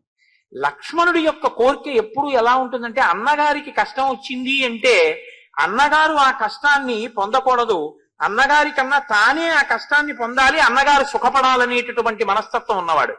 కాబట్టి లక్ష్మణుడు అన్నయ్య నువ్వు ఉండు నేను ఎడతానంటాడేమోనని ఆయన అన్నాడు. ప్రతికూలితుమిచ్చామి నహివాక్యమిదం త్వయా శాపితో మమ పాదాభ్యాం గమ్యతాం వత్సమాచిరం. నా పాదముల మీద ఒట్టి పెట్టి చెప్తున్నాను లక్ష్మణ, ఇంకా నువ్వు ఈ విషయంలో మాట్లాడద్దు. నువ్వు సీతమ్మని తీసుకుని దూరంగా ఏదైనా గుహలోకి వెళ్ళిపో, ఎవరికి కనపడకుండా, నేను వీళ్లతో యుద్ధం చేస్తాను అంటే. ఇలా చెప్తే లక్ష్మణుడి మనసు ఖేదపడి, అంటే నేను యుద్ధం చేయలేనని అన్న యుద్ధం చేస్తున్నాడేమో అనుకుంటాడేమోనని. ఇది ఎదుటివారి యొక్క హృదయం గురించి తాపత్రయపడడం అన్నది ఎప్పుడు ఉంటుందంటే ప్రేమ అన్న మాటకు అర్థం అది. అవతల వాళ్ళని నొప్పించకుండా మాట్లాడగలగాలి. అంత ఆతృతలో కూడా ఆయన మాట అలా ఉంటుంది, అంత సొబగుగా ఉంటుంది. ఆయన అన్నాడు, తంహి శూరశ్చ బలవాన్ హన్యా హేతాన్ న సంశయ. నువ్వు చాలా బలవంతుడివి, నువ్వే చంపేయగలవా సైన్యాన్నంతటిని లక్ష్మణ. అందుకొరకు కాదు, స్వయం తుహంతుమిచ్చామి, నేనే చంపాలి అని అనుకుంటున్నాను ఇవాళ. అందుకని సర్వమేవ నిశాచరాన్, వచ్చినటువంటి రాక్షసులందరినీ నేను చంపుతాను. కాబట్టి నువ్వు వెంటనే వదిన్ని తీసుకుని గుహలోకి వెళ్ళిపో అంటే. ప్రవేశింపరానటువంటి ఒక గుహలోకి సీతమ్మ తల్లిని తీసుకుని లక్ష్మణమూర్తి వెళ్ళిపోయాడు. ఇప్పుడు రాముడు యుద్ధానికి సిద్ధపడుతున్నాడు. దేవతలు, ఋషులు, సిద్ధులు అందరూ పరుగు పరుగున వచ్చారట. ఎందుకని ఒక గొప్ప సన్నివేశం. 14 సహస్రాణి రక్షసాం భీమకర్మణాం ఏకశ్చరామో ధర్మాత్మ కథం యుద్ధం భవిష్యతి. 14,000 మంది అధర్మాత్ములైన వాళ్ళు ఒక పక్క, ధర్మాత్ముడైన రాముడు ఒక పక్క. యుద్ధంలో కూడా ధర్మం తప్పనివాడు ఆయన, యుద్ధంలో కూడా వక్ర మార్గాల్లో వెళ్లేవాళ్ళు వాళ్ళు. 14,000 మంది అటు, ఒక్కడు ఇటు. వాళ్ళు వేసే ఆయుధాల నుంచి తనను తాను రక్షించుకుంటాడా, వాళ్ళని తాను నిగ్రహిస్తాడా? అసలు వాళ్ళు వచ్చి మీద పడకుండా, యుద్ధం ఎందుకంటే 14,000 మంది మీద పడిపోతే చాలు. 14,000 మందిని ఒకడే నిగ్రహించాలి. నిగ్రహిస్తాడా? ఇది చూడవలసిన విషయం. నిగ్రహించగలడు, వాళ్ళకి తెలుసు. కానీ అసలు ఆ అందం ఏమిటో చూడాలి, ఆ యుద్ధం ఏమిటో చూడాలి. ఇవాళ అందరూ వచ్చి ఆకాశంలో నిలబడ్డారు. మహర్షి అంటారు, చాలా గొప్ప మాట వాల్మీకి మహర్షి. ఆయన రచనకి నేను కితాబులు ఇవ్వడమా? అటువంటి రచన చేత మనం పవిత్రులం కావడమే తప్ప గంగాజలలవ కణికా పీత అని శంకరాచార్యులు వారు చెప్పినట్టు వాల్మీకి రామాయణంలో ఒక్క శ్లోకమైన చదువుకుని జీవితాన్ని తరింప చేసుకోవడమే. బభూవ రూపం క్రుద్ధస్య రుద్రస్యేవ పినాకినః. పినాకము అంటే పాతి జగదిది పినాకం అని దానికి వ్యుత్పత్తి. అది లోకాన్ని రక్షించేది, కేవలం లయం చేసేది కాదు. నేను మీకు ఇందాక మనవి చేశాను కూడా ఆ పినాకం గురించి. ఆయన లోకరక్షణకు కూడా దాన్ని పట్టుకుంటాడు. ఆ పినాకం అనేటటువంటి ధనస్సు పట్టుకున్నటువంటి పరమేశ్వరుడు లోకాల్ని లయం చేసినప్పుడు నిలబడిన రూపం ఘోర రూపంగా ఎలా ఉంటుందో అంటే ఆ రూపాన్ని చూడడం ఎవరికి శక్యం కాదు. అంత భీకరమైనటువంటి స్థితిలో ఉంటుంది ఆ రూపం. అందుకే మీరు బాగా గుర్తుపెట్టుకోండి, సనాతన ధర్మంలో కష్టపెట్టేవాడు సుఖపెట్టేవాడు అని ఇద్దరు ఉండరు. ఒకడు భయపెట్టేవాడు, కాబట్టి ఇప్పుడు ఆ భయపెట్టేవాడి నుంచి పారిపోతే ఒకడు రక్షించేవాడు ఒకడు ఉంటాడు. వీడు భయపెట్టడానికే ఉంటాడు, వాడు రక్షించేవాడు ఉంటాడు అని ఇద్దరు ఉండరు. భయకృత్ భయనాశన. ఎవడు భయపెడతాడో వాడే భయాన్ని పోగొడతాడు. ఎవడు కష్టాన్ని ఇస్తాడో వాడే కష్టాన్ని తొలగిస్తాడు. కష్టం ఇవ్వడానికి, సుఖం ఇవ్వడానికి, కష్ట సుఖాతీతమైన జ్ఞానం ఇవ్వడానికి, జ్ఞానమిచ్చి మోక్షం ఇవ్వడానికి ఒక్కడే ఉంటాడు తప్ప ఇంకొకడు ఉండడు సనాతన ధర్మంలో. ఆ ఒక్కడే ఉంటాడు. ఆ ఒక్కడు అనేకంగా కనపడుతూ ఉంటాడు అంతే. కాబట్టి ఇప్పుడు ఎవరికి అది ఘోర రూపం? ఘోర రూపం ఎవరికంటే ఎదురుగుండా వచ్చేటటువంటి 14,000 మందికైన దుర్నిరీక్షుడు. అది వాల్మీకి మహర్షి యొక్క హృదయం. అక్కడ అది రుద్రస్వరూపం. ఆ స్వరూపం యొక్క తేజస్సు ముందు వాళ్ళు మడిసిపోవలసిందే. అగ్నిహోత్రంలో పడేటటువంటి మిడతల దండి ఎలా పడిపోతుందో అలా పడిపోతారు తప్ప రుద్ర తేజస్సు ముందు నిలబడడం అనేటటువంటిది ఇక సాధ్యం కాదు. అది లయం చేసేస్తుంది, పడగొట్టేస్తుంది. కాబట్టి ఇప్పుడు రుద్రుడు క్రుద్ధుడై పినాకం పట్టుకుని నిలబడితే ఎలా ఉంటాడో అలా ఉన్నాడు. ఇప్పుడు అలా ఉన్నాడు కాబట్టి అటువంటి స్వరూపమే మనం చూస్తే మనకి కూడా అలాగే భయం వేస్తుందా? రాముడు కోదండం పట్టుకుని అలా నిలబడినటువంటి రూపాన్ని చూస్తే భయపెడుతుందని మీరు అనుకోకూడదు. ఎందుకో తెలుసా అండి, మీకు నేను ఒక ఉదాహరణ చూపిస్తాను. అశ్వత్థామ విడిచిపెట్టినటువంటి అస్త్రం ఉత్తర గర్భంలోకి వెళ్ళిపోయింది, ఇంకా పిండాన్ని చెనకబోతోంది. లోపల ఆ పరీక్షిత్తున్నాడు, ఇంకా శిశువు ఆయన. ఆ లోపల ఉన్నటువంటి పసిపిల్లవాడి యొక్క ఆర్తనాదాన్ని తల్లి వింది. విని 5 మామగారులున్నా కాదడి వెళ్లి కృష్ణ పరమాత్మ యొక్క పాదాల మీద పడింది. అయ్యా నువ్వు నన్ను రక్షించాలి ఏంది ఆవిడ ఇప్పుడు. రక్షించాలి అంటే ఒక కాలు పైకెత్తి రథంలోకి ఎక్కడానికి సిద్ధంగా ఉండి ఒక కాలు కింద పెట్టి ఉన్నటువంటి కృష్ణ పరమాత్మ ఆమె యొక్క ఆర్తిని ఆమె యొక్క శరణాగతిని లెక్కలోకి పెట్టుకున్నాడు అంతే. ఇక్కడే ఉన్న కృష్ణుడు ఒక్కసారి ఉత్తరాగర్భంలోకి ప్రవేశించాడు. ఎలా ప్రవేశించాడు? సుదర్శన చక్రం పట్టుకుని లోపలికి ప్రవేశిస్తే ఈ పిండం లోపల ఉన్న పిల్లవాడికి కూడా బ్రహ్మాస్త్రపు యొక్క తేజస్సులని తనలోకి తీసుకోగలిగినటువంటి భయంకరమైన తేజస్సుతో ఉన్న రూపంగా పరీక్షిత్తు చూశాడనుకోండి, కళ్ళు ఎగిరిపోతాయి పిండానికి కదండి. అది మధ్యం తినటువంటి మార్తాండ బింబం లాంటి స్వరూపం. అది సహస్ర సూర్యుల పగిది ప్రకాశిస్తుంది. దాన్ని పరీక్షిత్తు చూడలేడు. పరీక్షిత్తు చూసిన రూపం పరమ ప్రసన్నమైనటువంటి రూపం. అది సశంఖ చక్రం సకిరీట కుండలం సపీత వస్త్రం సరసీరుహేక్షణం సహార వక్షస్థల శోభికౌస్తుభం నమామి విష్ణుం శిరసా చతుర్భుజం. అటువంటి స్వరూపం పరీక్షిత్తు కనపడుతోంది. అబ్బా ఎంత బాగున్నాడో ఎంత బాగున్నాడో, ఆ పీతాంబరం ఏమిటో ఎంతందమో అని పరీక్షిత్తు చూస్తున్నాడు. అటువైపుకున్న మూర్తి, మాకు తూర్పుగోదావరిలో ర్యాలీ అని ఒక క్షేత్రం ఉంది. ఆ ర్యాలీలో ఒకవైపు కేశవుడు ఉంటాడు, ఒకవైపు మోహిని ఉంటుంది వెనక్కి.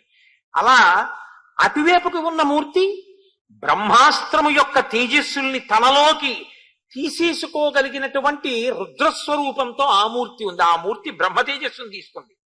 వెనకమూర్తి కళ్యాణమూర్తి అయి పరీక్షిత్తుకి అలా కనపడింది. అందుకే బయటికి వచ్చినటువంటి పరీక్షిత్ తాతగారైన ధర్మరాజు గారి తొడలో కూర్చుని సభలో చూస్తే అమ్మ కడుపులో ఉండగా నేను చూసినటువంటి ఆ మంగళప్రదమైనటువంటి మూర్తి ఎక్కడైనా కనపడతాడా అని పరీక్షగా చూసినటువంటి కారణం చేత పరీక్షిత్ అని పిలిచారట.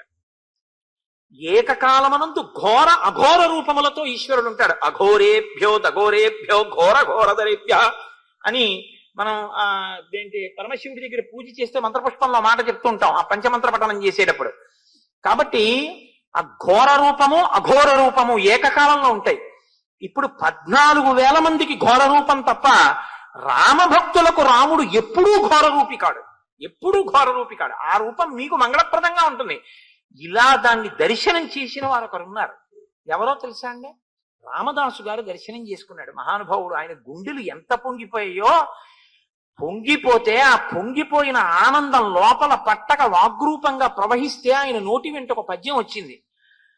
బండన భీముడు అత్తజన బాంధవుడు ఉజ్వల బాణతోన కోదండ కళాప్రచండ భుజతండవ కీర్తికి రామమూర్తికిన్ రెండవ సాటి దైవమిక లేడనుచున్ గడకట్టి భేరిక దండ డండ దండ నిడజంబుల దండము నిండ మత్త వేదండము నెక్కి చాటెదను దశరథి కరుణాపయోనిధి అని రచన చేశారు.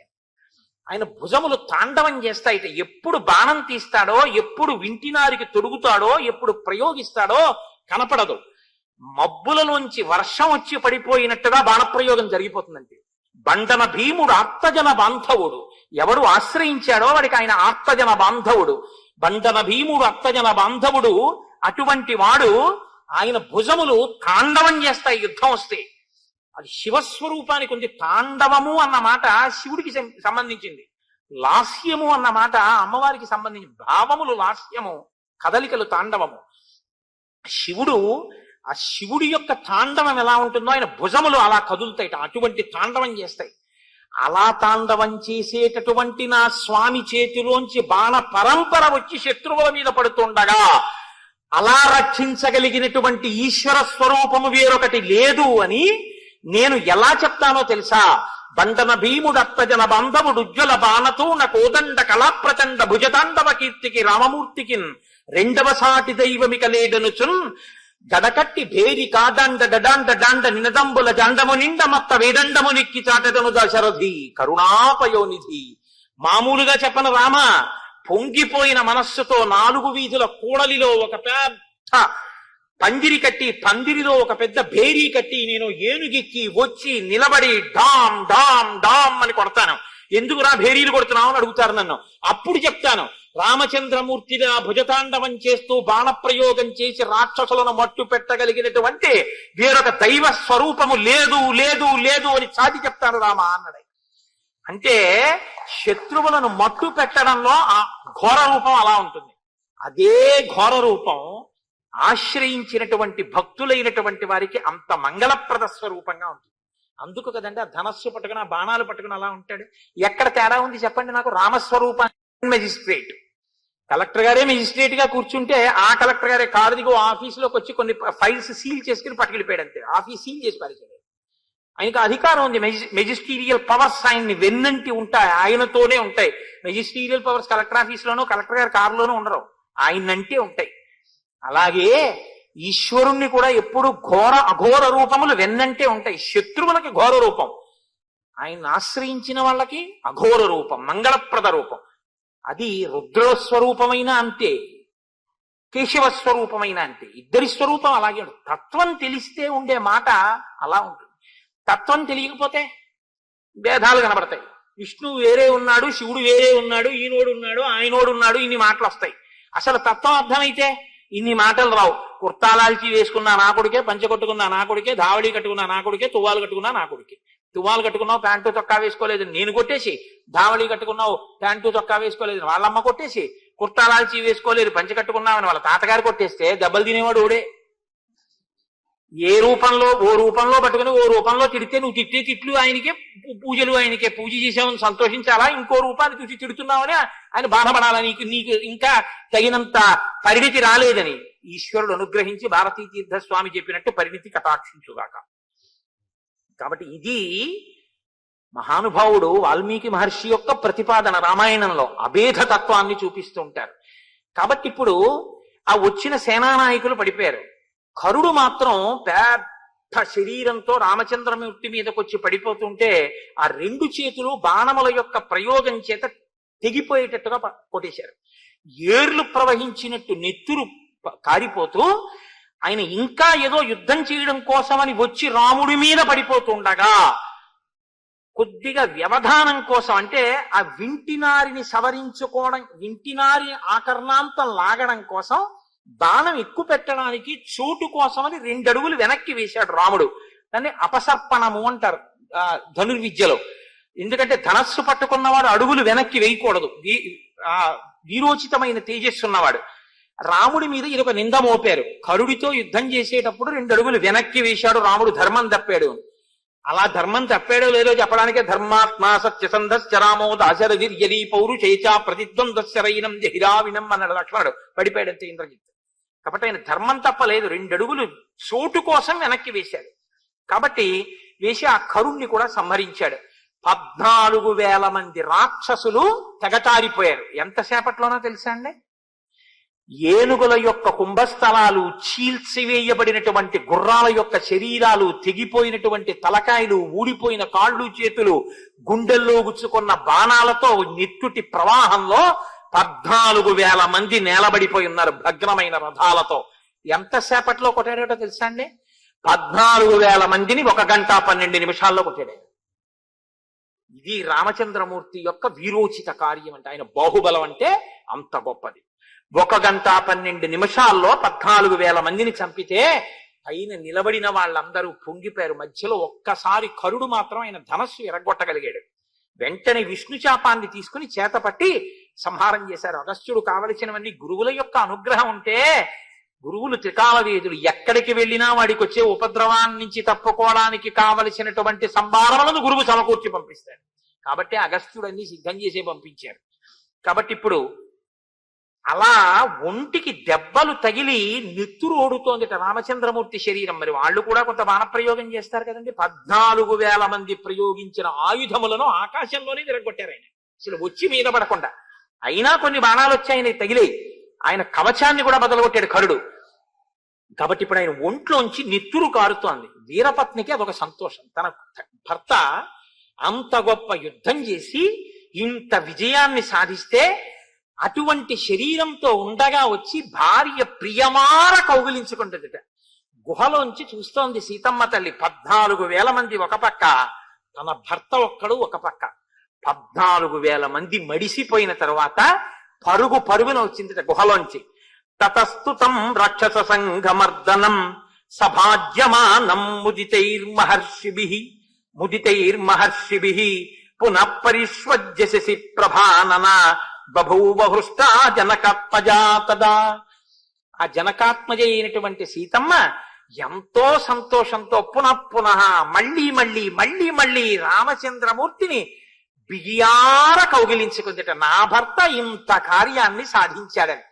ఆ కౌగిలించుకున్నటువంటి భార్య చేత సంతోషాన్ని పొందినటువంటి రాముడు, రాముని యొక్క ఆ వీర్యాన్ని పరాక్రమం చేత సంతోషించిన సీతమ్మ, ఒండొరలు ఆనందంగా ఉన్నటువంటి ఈ సంఘటన తర్వాత వచ్చేటటువంటి మండోదరి దగ్గర రావణ ప్రసంగాన్ని ఇవాళ చెయ్యకుండా వాళ్ళని అలా సంతోషంగా ఉంచుతూ ఇవాళ ప్రసంగాన్ని పూర్తి చేస్తాను.